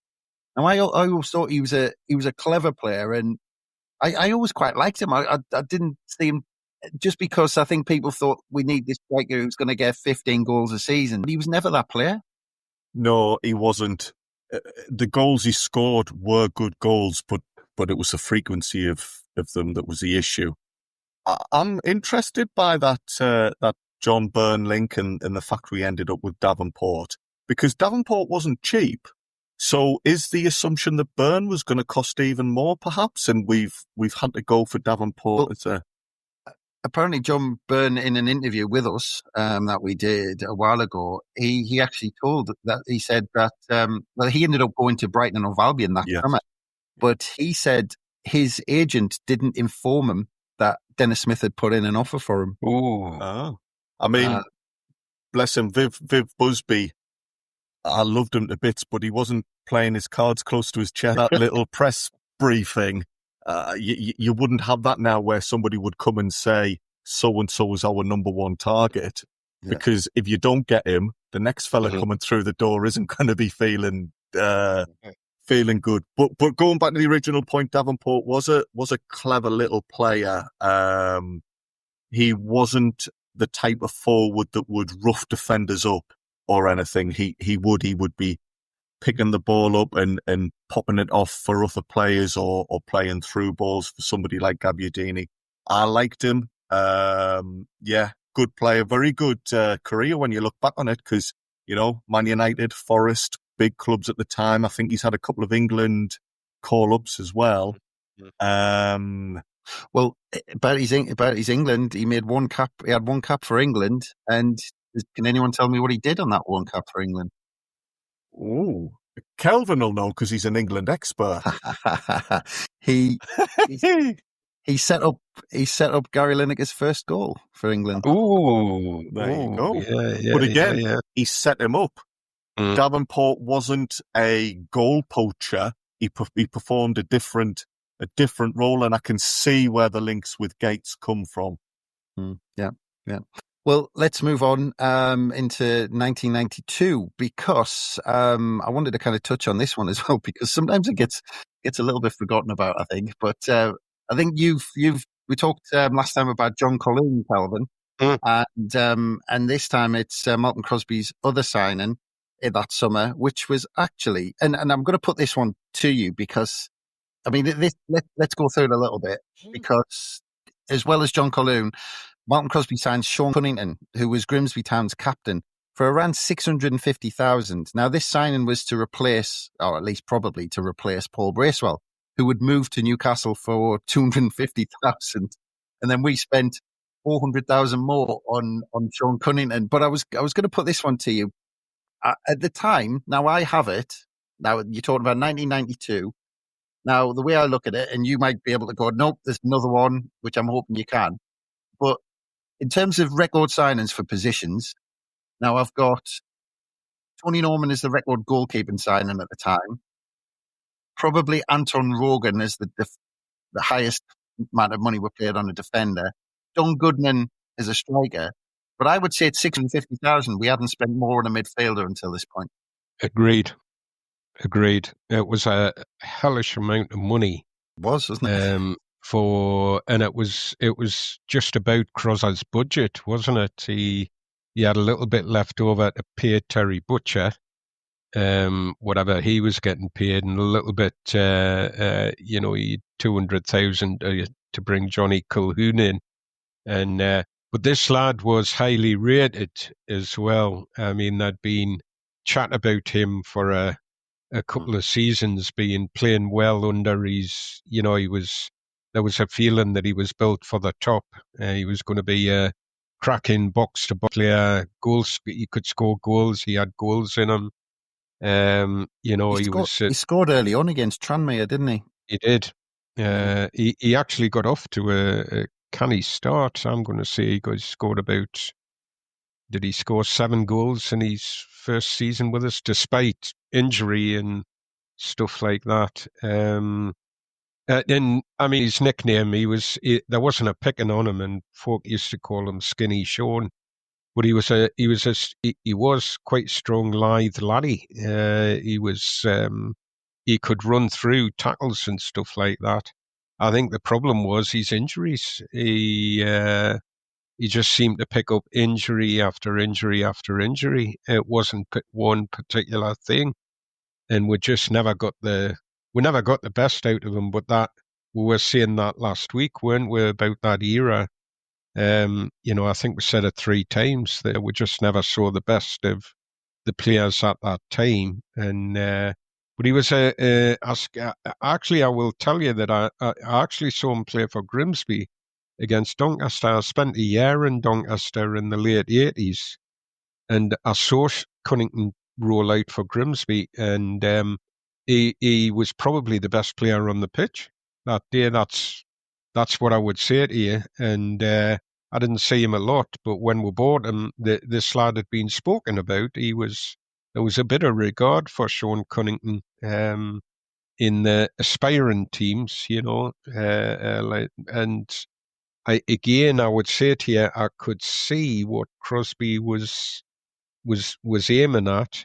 I was gutted that he was trying to replace Paul Bracewell with, and when you looked at the money involved, it was just bonkers, wasn't it? That he found £650,000 for a little bit of a risk, Well, let's put it this way, because I think they played together at Wrexham, actually. Malcolm Crosby and Sean Cunnington. I think you remember them from there. But just to put it in perspective, Andrew, in terms of that transfer fee, 650,000 on the same day. Chris Waddle returned to English football and completed a £1 million move from Marseille to join Francis at Sheffield Wednesday, and he was only 31. So there was only 350,000 difference between a 31-year-old Chris Waddle and Sean Cunnington. But just very quickly, Andrew, any memories of Sean Cunnington? Well, as Kelvin and yourself have touched on, he was highly rated, and us signing him was a big coup at the time. It's only now that I look back and we talk about what happened as well that you question things and think, was it maybe the best decision? But give him his dues. As a player, he was good, and he did score a few goals for us. I remember him scoring a winner. It might have been that Tranmere game. But here we go with the Sunderland bingo again. Injuries, held him back. And if you listen to the Malcolm Crosby podcast that we did, he said Bobby Ferguson was always on his back about something. But anyway, again, and the other news on the 17th of July, a deal was reached between the Football League and ITV, which meant that live domestic football would be available without the need for a satellite dish. The deal resulted in a Sunday afternoon choice between the Premier League on B-Sky B, as it was then, a First Division class on ITV, and a Serie A fixture on Channel 4, where it was announced that 30 Italian top-flight fixtures would be screened from the September. The regional deal in the Northeast had yet to be reached, and Tyne Tees were keen to negotiate an agreement with Sunderland and Newcastle United. The deal for the Premier League, which was worth £304 million over 5 years for 60 live Premier League fixtures this season, and that for the fan would be subject to a monthly subscription. So this is where it all began back in 1992. Also on July 17th in 2015, Yunus Kabul signs for Sunderland AFC. Moving on to the 18th of July 1922, Ron Turnbull, the only player to score 4 on debut for Sunderland, was born in New Biggin in Northumberland. Kelvin's not. Yeah. Move on to 1984 on July the 18th, and it's another one I think we'll cover on another day, because big day in 1984 when Gary Bennett signed from Cardiff for 85,000 and Clive Walker signed from Chelsea for 75,000. In 1999, Sunderland lost 3-1 at Ibrox against Rangers in a testimonial for Ian Ferguson. Just very quickly about this, Andrew, about the historical context, because it's amazing the amount of times we've played Rangers and Celtic over the years in testimonials. It must be like a guaranteed money spinner rather than play your Man Uniteds or your Arsenals or something. You're right. Because there was no link between the player and Sunderland, not a former player or anything like that. Ian Ferguson's a massive player for Rangers, and he picked Sunderland. Yeah. As I say, that wasn't Derek Ferguson's brother, was it? Or am I getting my Ferguson's? No, am I getting them mixed up? Well, even Lord, in there, the Ferguson clan. Yeah, we're all over them. Is it not just a geographical thing? If you host a game against Sunderland in Scotland, you're pretty much guaranteed a few thousand fans turning up for it. And the whole point of a testimonial, I think, is to get money in the coffers. I think Andrew's latched on to one of the reasons, possibly in recent times. There's always a good away following, and I think you are guaranteed away fans for a testimonial if you play us. So more so than maybe what you, other than the inviting Celtic over for a testimonial if you're a Rangers fan, which isn't going to happen. We're probably a team that would bring a crowd and add to the gate. That's part of it. I think at that time, I had mates that I was from Scotland at the time, and mates that were big Rangers fans, and that was their crack. Oh, the reason why we like playing you is because you'll always bring a few. And Borough are due up in a few weeks' time, Kelvin, and there's talk of them taking 8,000 up. I don't know if that's a testimonial or just a standard pre-season, but a couple of Middlesbrough fans I know are saying that they're going up. It's absolutely massive away day for them. Yeah. Well, I'm surprised they were brave enough to get it going again after 93 at Roker Park. Yeah. But anyway, moving on again on July the 18th. Andrew, 2006, the statue of Bob Stokoe at the Stadium of Light. Yes. It had been in 2004 when Stokoe passed away. And if you remember, we actually got to the Cup semi-final that year. Sorry, I think it was Brian Clough, wasn't it?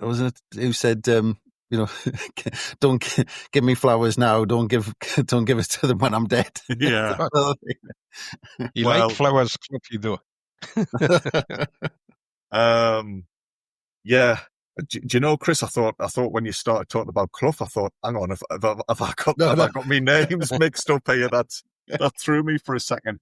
But yes, Stokoe, who wasn't too pally with Clough, as we touched on earlier. Stokoe passed away in February 2004, and at the time, Sunderland were on a good cup run, which was a bit of an interesting coincidence. I think we got to the semi-final that year. Within hours of Stokoe passing away, you had Gary leading the calls for that to be a permanent memorial. As you say, it's a shame that sometimes these people aren't recognised when they're alive. Well, that's why I loved the Jimmy Montgomery thing that we did that week. And he could see it, and it was fantastic. Yeah, it was wonderful, and that was part of the whole night against Coventry a couple of months ago was just perfect. But yeah, within hours of Stokoe passing away, you had Gary Rowell suggesting some sort of memorial. By early March, it was February. Stokoe passed away. By early March, there was an official campaign launched. Mick McCarthy was the manager at the time, and he was in the front page of the Echo, doing like the official unveiling of this. There was a commission of a statue that was appropriately enough going to cost £73,000. Hey. So yeah, you had McCarthy giving it the official law. You had Bob Stokoe's daughter involved. She gave her blessing to it. The Echo, as I say, the former Players Association, the club, the Supporters Association, they were all involved in the committee trying to raise funds for this project. I don't know if you remember, but the Double Maxim Beer Company, they brought out a limited edition drink called Bob Stokoe's Best. I think I've got a couple of bottles of it still in the loft. Money went from that towards the statue. By the end of the year already, they'd raised 60,000. So you could tell people were on board and agreed that something needed to be done. So yeah, all this money raised. by July 2006, it's been paid for, it's been cast. The sculptor that produced it was a fella called Sean, double-barreled name, Sean Hedges Quinn. And apparently he's done a lot of well-known figures in football. That seems to be a specialist subject. He's done a statue for Alf Ramsey. He's done a statue for Bobby Robson. So he knows what he's doing. He produced the piece, and by now, in July 2006, it was ready to be unveiled, and Bob Stokoe's daughter Karen was there, and she was helped by Bobby Kerr to unveil it. And beautiful piece of work. I was just about to say that, because you see some absolute the famous ones. I remember the Michael Jackson one, and the Ronaldo one. And you do worry about these things, don't you? That you want them to be right. But it is, as you said, it's a beautiful thing, Andrew. Yeah. And I think, actually, it's one of these things that's going to grow legs, I think. Like, we're already almost 20 years down the line, Andrew. But even now, it's the meeting point. It's the main thing. Some people go to it and touch his foot. Yeah. So it's tradition. And I actually think it's going to be one of these things that in years to come, it's this iconic thing that is there around the stadium. You're dead right. It is. It's a real focal point because of its position as well. It's where a lot of fans, as they walk up and as they approach the ground, that's the first thing they see. Yeah, if that had been not as high quality a piece of work, it would have been an insult. Because let's face it, Stokoe is one of the biggest names in our post-war history. I mean, we must talk about him every week, even just in passing. The detail of it was amazing as well. Apparently, if you look at the watch on his hand, his arm, it shows the correct time, because the statue is of him running on the pitch at Wembley in the 73 Cup final just after the whistle's blown. That's assuming his watch was right. Oh, well, all right. You've thrown it all up in the air now. But no, just the detail of it, I think, speaks a lot about how important Stokoe was. A nice little touch. In the end, there was about £5,000 extra raised, and that was donated to the Alzheimer's Society in memory of Stokoe, which was fitting. And as you've touched upon, Chris, I think one of the reasons why it is so important and popular is it was one of the first things that gave the stadium of like a bit of character. The stadium's a beautiful place, but it takes time for it to become your home. And Stokoe's statue was one of the first touches we did. Well, I was just about to say, because very early on, and I'm going to kind of big him up a little bit, but it was one of my good friends, his dad, he made the Davy lamp. Oh, wow. Roundabout. It was his dad, and a fantastically talented fella. But that stood on its own for far too long, because that's a beautiful piece. And a fantastic idea to come up in the first place, and then kind of the way it's being executed, unbelievable. It looks great where it is, but that was on its own. And the Bob Stokoe one was a fantastic idea, but you think we're 20, well, hang on, what are we now? Almost 30 years on, 28 years or whatever. Yeah. Actually, you could argue more should have been done, and okay, it's not the priority, it isn't, but these are the things that make a club. Yeah. These things that like even players, people visiting as away fans or walk around the stadium, they go, well, if they see these statues and things, or that the club's steeped in history, we always keep saying we're steeped in history, but we really should. Yeah, it's a very fair point. The Davy lamp is magnificent. Yeah. It's a fantastic piece of work. The only thing that goes slightly against it is it's in the middle of a roundabout. Yeah. So you can't go up and look at it. You can't say to your mates, "Oh well, I'll be there half an hour before kick-off. I'll wait at the Davy lamp," because you're going to get squashed by a coach bringing in 50 away supporters or whatever. The Stokoe statue, as you say, people for good luck, they'll touch his boot or they'll get a photo. And 73 is such a big part of our identity, and there's so many memories. And Stokoe's statue helps people remember loved ones who often 73 was their greatest day. And it adds something to the stadium. It does, Chris, like you say, it reflects our past. And that is why it was important. And as you've touched upon, that is why I'm absolutely thrilled with the West Stand being renamed. I think that is a perfect decision by the club. And the more things we can do to make the stadium our home, the better for me. Yeah.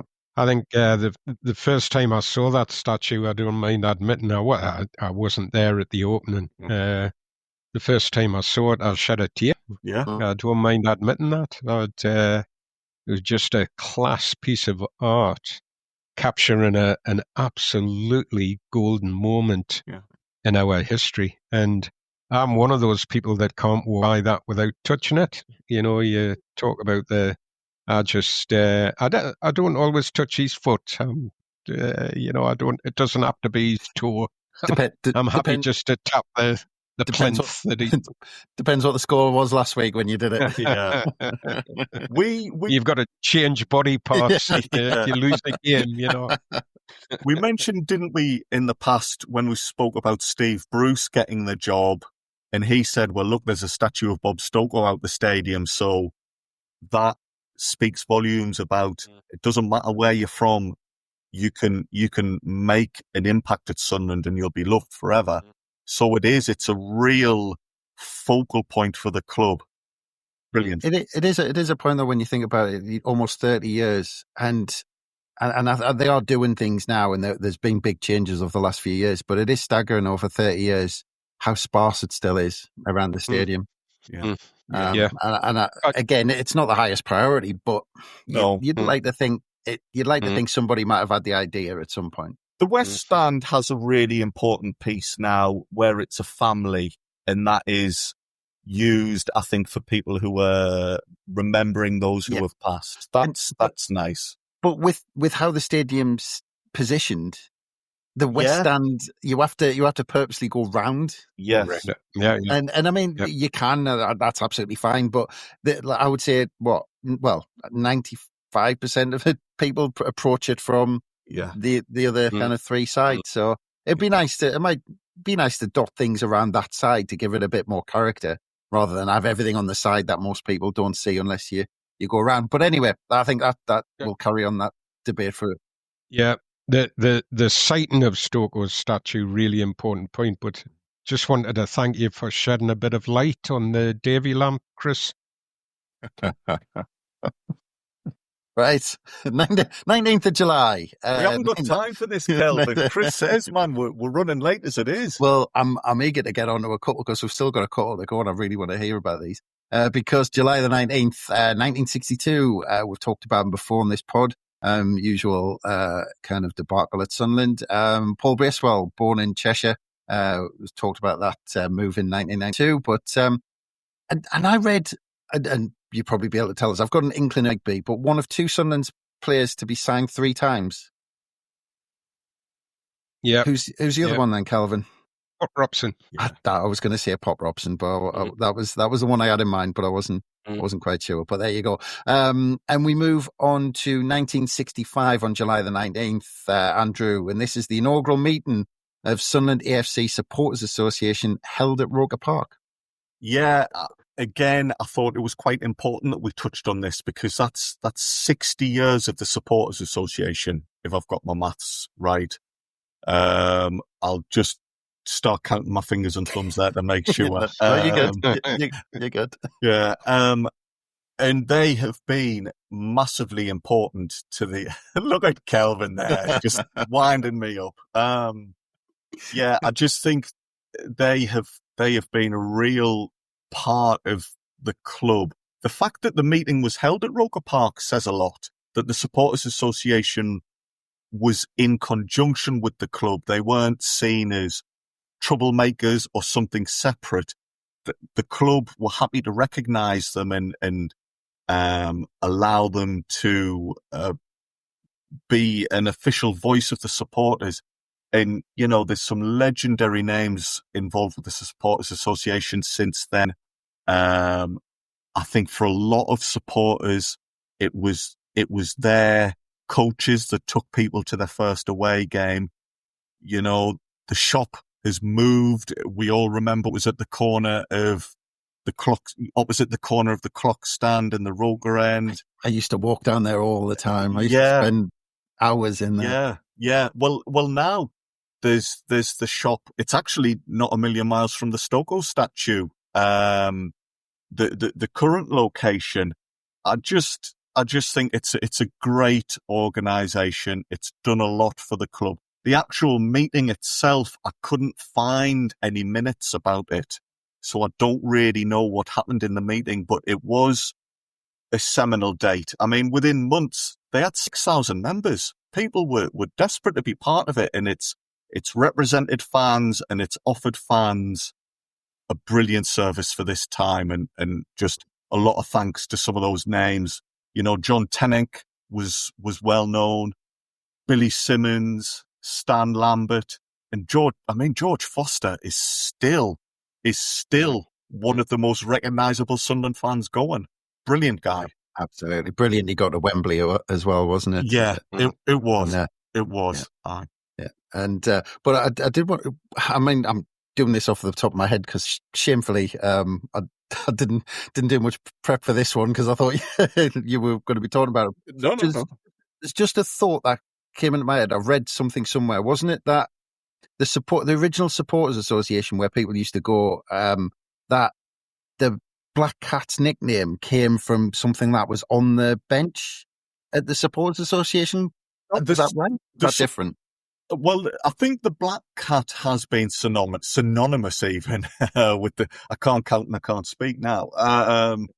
Is been synonymous with the club for generations. The official logo of the Supporters Association, and where I suspect this meeting took place would have been in the new main stand offices that were built, and they had a place there called the Black Cat Club.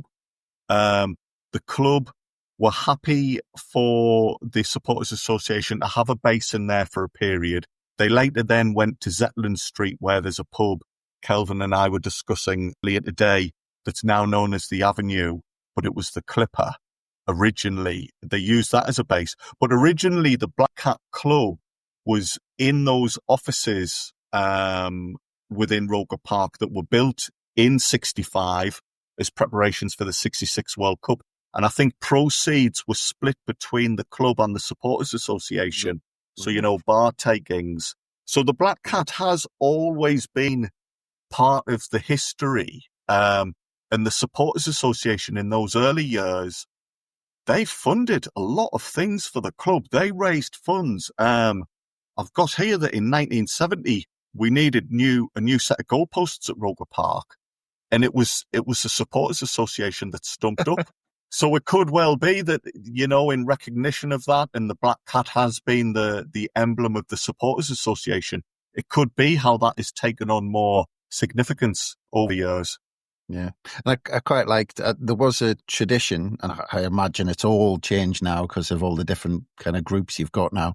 But I remember on Premier Passions, because there was a tradition, wasn't it, for the Supporters Association to meet with the club at the end of every season to kind of, and you say to assess the season, but basically it was to have a pop if it went wrong, wasn't it? Because there was the one that was filmed, and I think there was a couple of meetings that was filmed for Premier Passions, and one of them was like, "Why don't you just spend some bloody money?"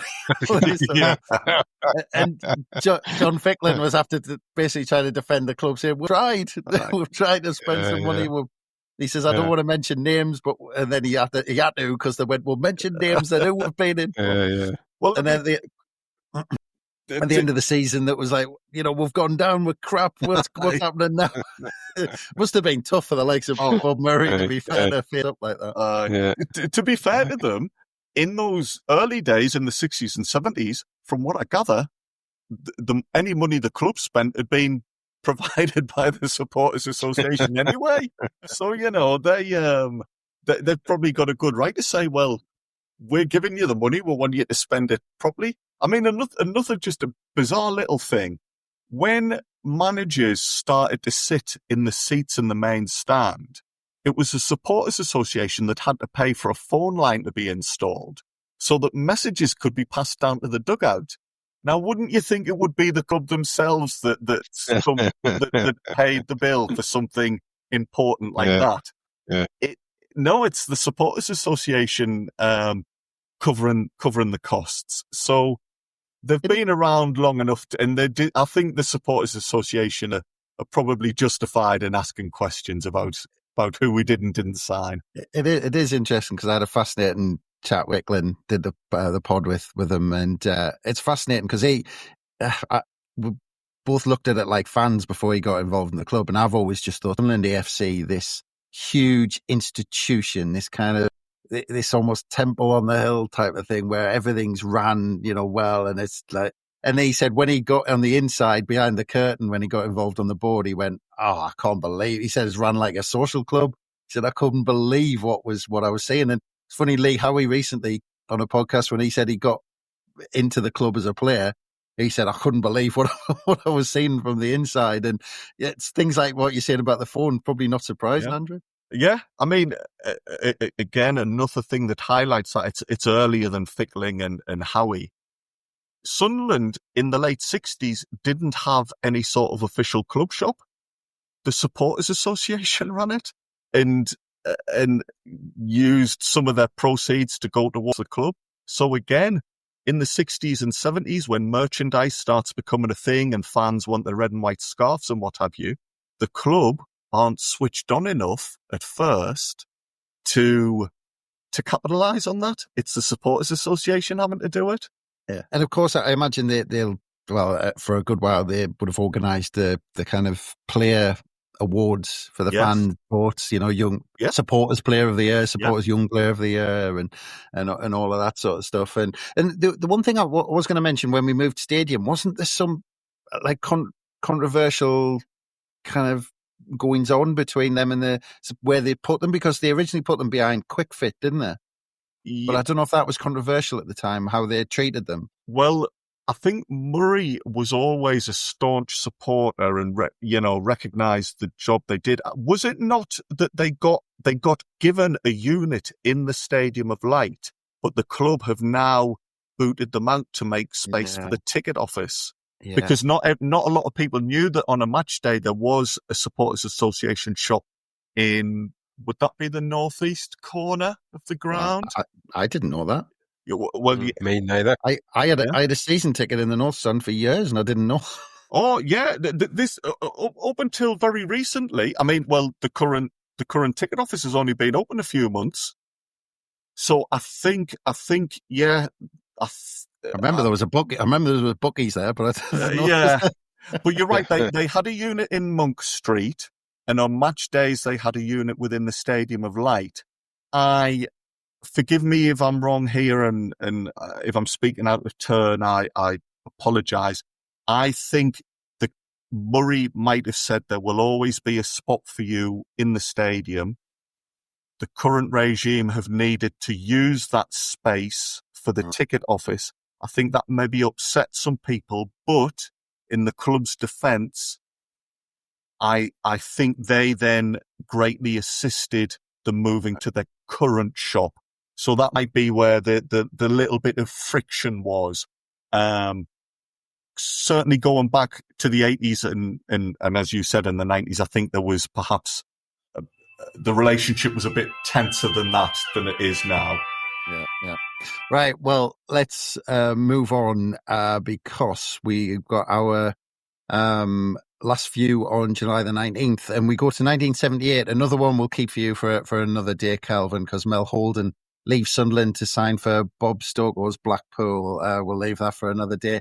And on this day as well, Phil Gray signs for Sunderland from Luton Town for a fee of around 775,000 to be exact, which was a huge signing at the time, which I think we'll get into another day again.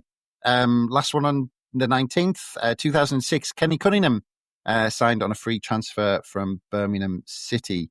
July the 20th, and we'll go to 1973 first, and then we'll go backwards to our last one, because in 1973, fantastic year, because Claudio Reyna was born in New Jersey, of course. That's why it was a fantastic year. 1975, a number of Sunderland AFC Cup winning side, plus Charlie Hurley, Len Shackleton, and Ken Chisholm played alongside Newcastle and Middlesbrough players in a six-a-side cricket tournament at Chesley Street for charity. That was in 1975.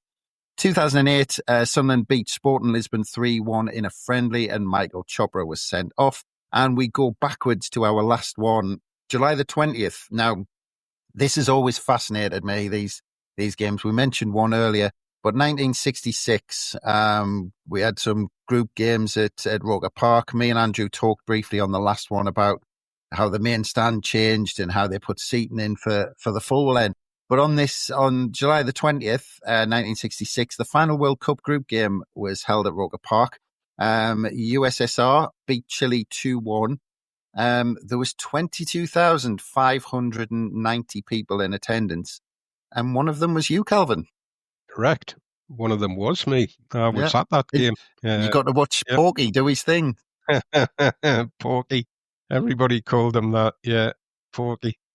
Yeah, it was. I was there, almost there, under false pretenses. As a laddie, in the way that you do as a young laddie, I'd had this thing about Lev Yashin, the Black Spider, who was the Russian goalkeeper, reputedly the best goalie in the world. I think he won the Ballon d'Or. I had this photograph and this write-up on me bedroom wall, and I was always intrigued about him. So when I heard that Russia were playing at Roker Park, I'd badgered to get to go to that game, and I was taken. Of course, I get there, and if you've looked at the teat by now, you'll realise Lev Yashin wasn't playing. They played a goalkeeper, the backup goalie called Kavashvili. Well, it was a dead rubber for them, wasn't it? It just about, yeah. And I mean, it was, I can remember some bits of it. Always, because I was in the Roker end, and I remember looking around and thinking that there wasn't a great crowd in at the time. But if you watch, because you can actually call up on YouTube, as for instance, you can get the highlights of that game, and you'll see that Chile absolutely bombarded Russia in the game. They had most of the ball, they had most of the chances, but Porky went up the pitch and scored 2 goals. So one, as I remember, coming right towards the end of the game. It was interesting because the crowd, and I definitely remember this, the crowd were definitely for Chile. The majority of the crowd were definitely shouting for Chile. Well, the USSR were already through, so it didn't, and Chile still had a chance, and it was either them or the North Koreans, because North Korean had pulled off that shock win over Italy. Yeah. And Italy had effectively blown it, with some of the best players in the world played for Italy at the time. Facchetti, Mazzola, these boys, Rivera, fantastic players. But they came and had a bad tournament. Italy, I thought, but Russia were, clinical. Had some great technical skills. Their goalkeeper was crap, but the goalie couldn't catch it. He was, honestly, if you watch the highlights, he doesn't catch a thing. He just punches everything. And there's loads and loads of fracas in the box and that.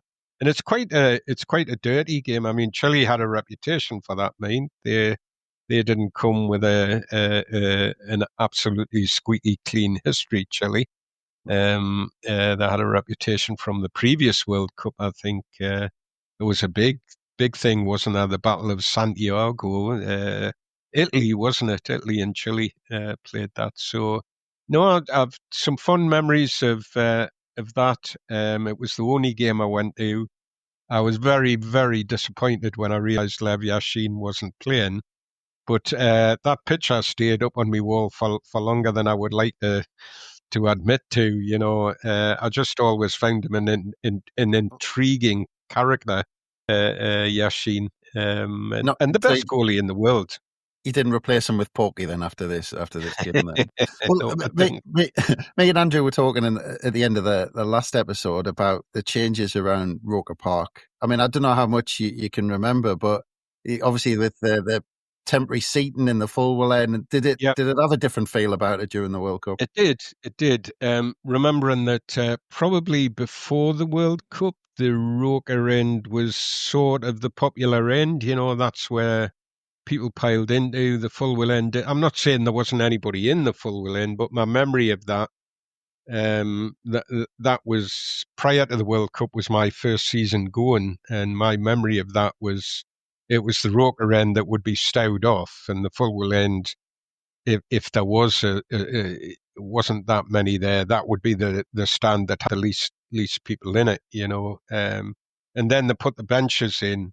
I don't think the benches were universally popular. There was a lot of people didn't like sitting. They like to go and stand and watch the game. Not everybody liked to be sat in their seat. Why did they do that? I think it was something to do with the criteria at the time. My memory of that, again, I'm going to be like Andrew here, the caveat. If I've got this wrong, answers on a postcard, but I seem to remember that all the grounds that were used had to have X amount of seat in them. And I suspect that, but I mean, they didn't put seats in the full end, they just put benches in. Yeah. If you were sitting next to if you'd been sitting next to me now, I'd have taken up a seat and a half, it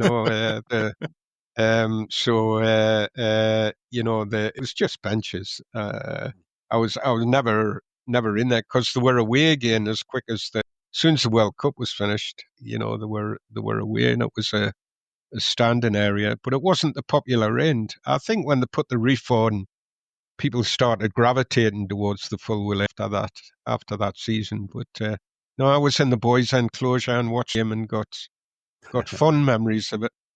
Well, that was kind of the evolution of Roker Park, wasn't it? Because the full end was originally just a big grass bank that they ended up concreting over, essentially, just to kind of give it something, because otherwise people just watched it on this big mound of mud, basically. So they were stuck with how big that full end could be because it was just on this pile of earth. Whereas the Roker end they built from scratch at the start, so it ended up twice as big, didn't it? But then it meant because it was built on matchsticks, it ended up getting cut in half because people thought, oh, hang on, it might have held. I mean, when you were in that Roker end, Chris, when it was full, and I'd probably take you to. I can remember a couple of games against Newcastle in the late '60s, being in the Roker end, and I mean that's a concrete stand effectively, but it used to bounce. Yeah. And it honestly, by the time that they did actually half it, they needed to. Well, it was all wood underneath, wasn't it? Yeah, wooden slats underneath. Yeah. It was scary looking over the top of it. I always remember 73, the Luton game, 50-odd thousand people in. I'm in the just below where the camera that's at the back of the Roker end that filmed Davy Watson and Ron Guthrie's goals. I'm just below that. I can see the back of my head on some of the. But I tell you, when we scored, I thought I was going over the top of I thought I was going to be over the top there. I was really bricking it when the crowd surged and it went backwards. I honestly thought I was going to be over the top of the stand. It was scary. Well, some of my favourite old pictures of Roker Park are when you see the full Roker end. Because obviously the Roker end I grew up with was just completely, there wasn't anything like it. It was kind of almost like a tiny away end that you tried to fill, and people didn't want to go in there when it was raining. But when you see those old pictures of the Roker end, it just looks spectacular. And I mean, me and Andrew talked about it last time, Kelvin. When you think about it, at this point, the Roker Park in itself is almost 70 years old. Yeah. Yet it's still chosen to kind of hold these World Cup games. That's right, and I mean, it wasn't that possibly were better grounds, but you have to remember the influence that Sid Collins Right. might have had on that. He wasn't chair of the FA, but I think he was. I think he was given the brief as the World Cup organizer, if memory serves me well, for the FA. So he was heavily involved in that World Cup, and what do you call that? It's not nepotism, but It's not he what you know. brings. We managed to snag some of the World Cup games, but we're down at Ayresome Park as well. I think it was important to have some of them games in the northeast because we were the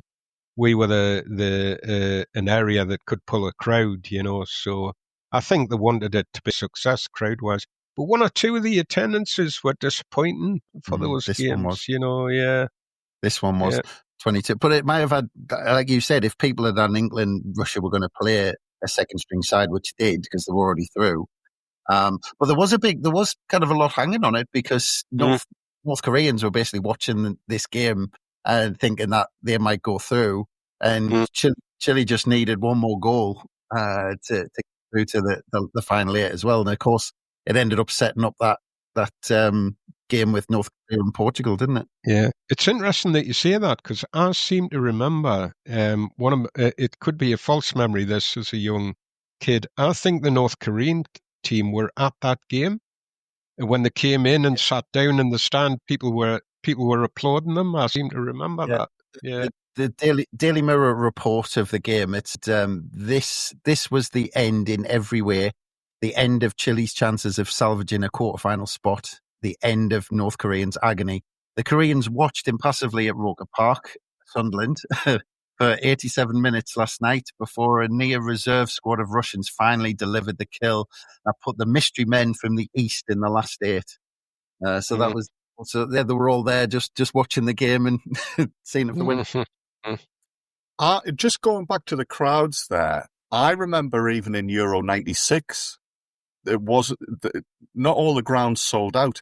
I just don't think there was the culture, particularly in the '60s, of fans travelling from abroad for international tournaments. Yeah. And perhaps I dare say there were some people who had their usual spots and are thinking, well, I don't want to have to sit down. I'm not going to bother going into it. If the full end's going to be all bench seating, I'll just not bother. International games now, tickets are like gold dust, but I think the crowds were lower at Roker than you'd expect, but only because we're now viewing them from current expectations. I think Roker Park's numbers were still decent in the Cup. Yeah, but I mean, it is a sign of the age because Porky, which was proper name, Valery Porky, who we've been talking about, who scored the goal. He did talk about it ahead of the 2018 World Cup. And he did talk about the 66 World Cup because he said then, back then, Soviet citizens went abroad very rarely. And we thought of ourselves as being in a privileged position to spend a month in England. Yeah. When we were preparing to go back home, we were able to walk around London, which was very clean, beautiful and comfortable city. When we got back to Moscow, no delegates met us and no one told us that we had done well. Went straight back to our training camp. Fourth place would have been seen as not the greatest of results, as everyone was expecting much more. So, but it's this kind of, we're talking about an age where actually it was a huge thing for Russians to come across to England. And so we're talking about those 22,000 as Kelvin went to see it. Very, very few of them, a small percentage, would have been fans from Russia or Chile. It would have all been virtually local, I guess, Kelvin, was it?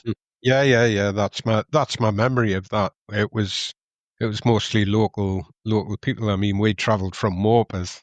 I would imagine there'd be people from the north of the Tyne who were football fans that would go. That's where you came in from, Morpeth, and we're happy to go and see a World Cup game. As I went because I thought I was going to see the best goalie in the world, and we got a team of subs. I think Porky forced his way into he was a first team player, wasn't he? He was.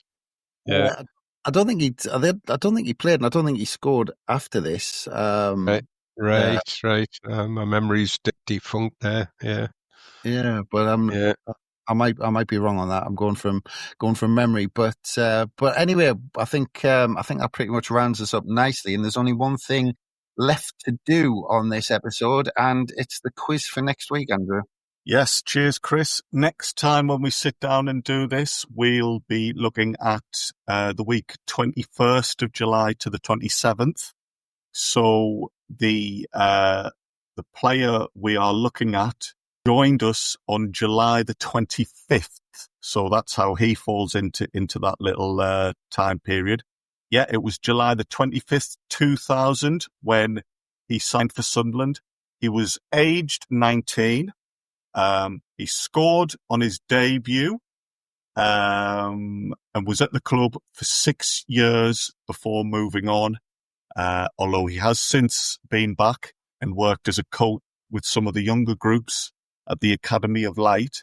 And if you've not heard it yet, you might want to listen to the pod Chris and I and a couple of the other lads did about overseas players, because he features quite a lot in that one. Yeah, not sure order what might go out first, so we'll have to we'll start again. We've gone. No, it might be out. I'm not sure. We've gone full Brexit on one of the top 10s. We've done our top foreign imports to see how we rank those, and as Andrew says, that might give you some clues if it's out. If not, it's coming soon. Well, yeah, exactly. And either an advert for the future, Chris, or a callback for something you might have missed. So yeah, both ways. Everyone who's listening is going to be scrambling and flicking through the podcast feed now.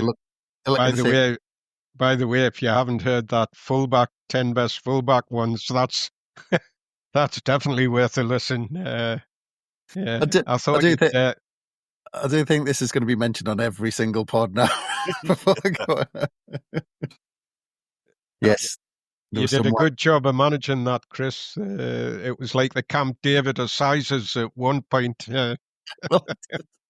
Well, yeah, and Johnny, if anyone listens back to that and listens to the noise Johnny made when one of the lads told them his choices, then you'll know the pain and anguish that he felt at that point. But anyway, good adverts for other ones. Well, I hope you've enjoyed that episode. Thank you very much, Kelvin. Always a pleasure, mate. Thank you. And Andrew, again, thanks very much for your time, mate. Cheers. Brilliant.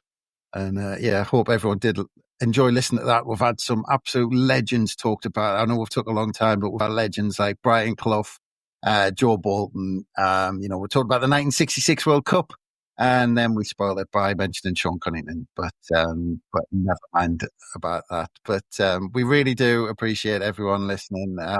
We know these are long, but we like to think they're worth it because once we get started on some of these topics, we just can't stop. And I'd like to apologise, but I'm not gonna, because we think it's worth it. But anyway, I hope you are enjoying these, and I hope you enjoyed this episode. Keep a lookout on the Roker Report website. We've got everything in terms of transfers, in terms of historical stuff on this day, which all four of us write, including some of the. So we've got a big group of us who write those day after day. So please look out for those. They've got some nice little tidbits in there that is always useful. And of course, look out for our pretty much daily releases on How We're the Podcast, which should give you all the latest on what's happening, as well as historical stuff like this. So we hope you something for everyone to enjoy. But from us, it's bye for now.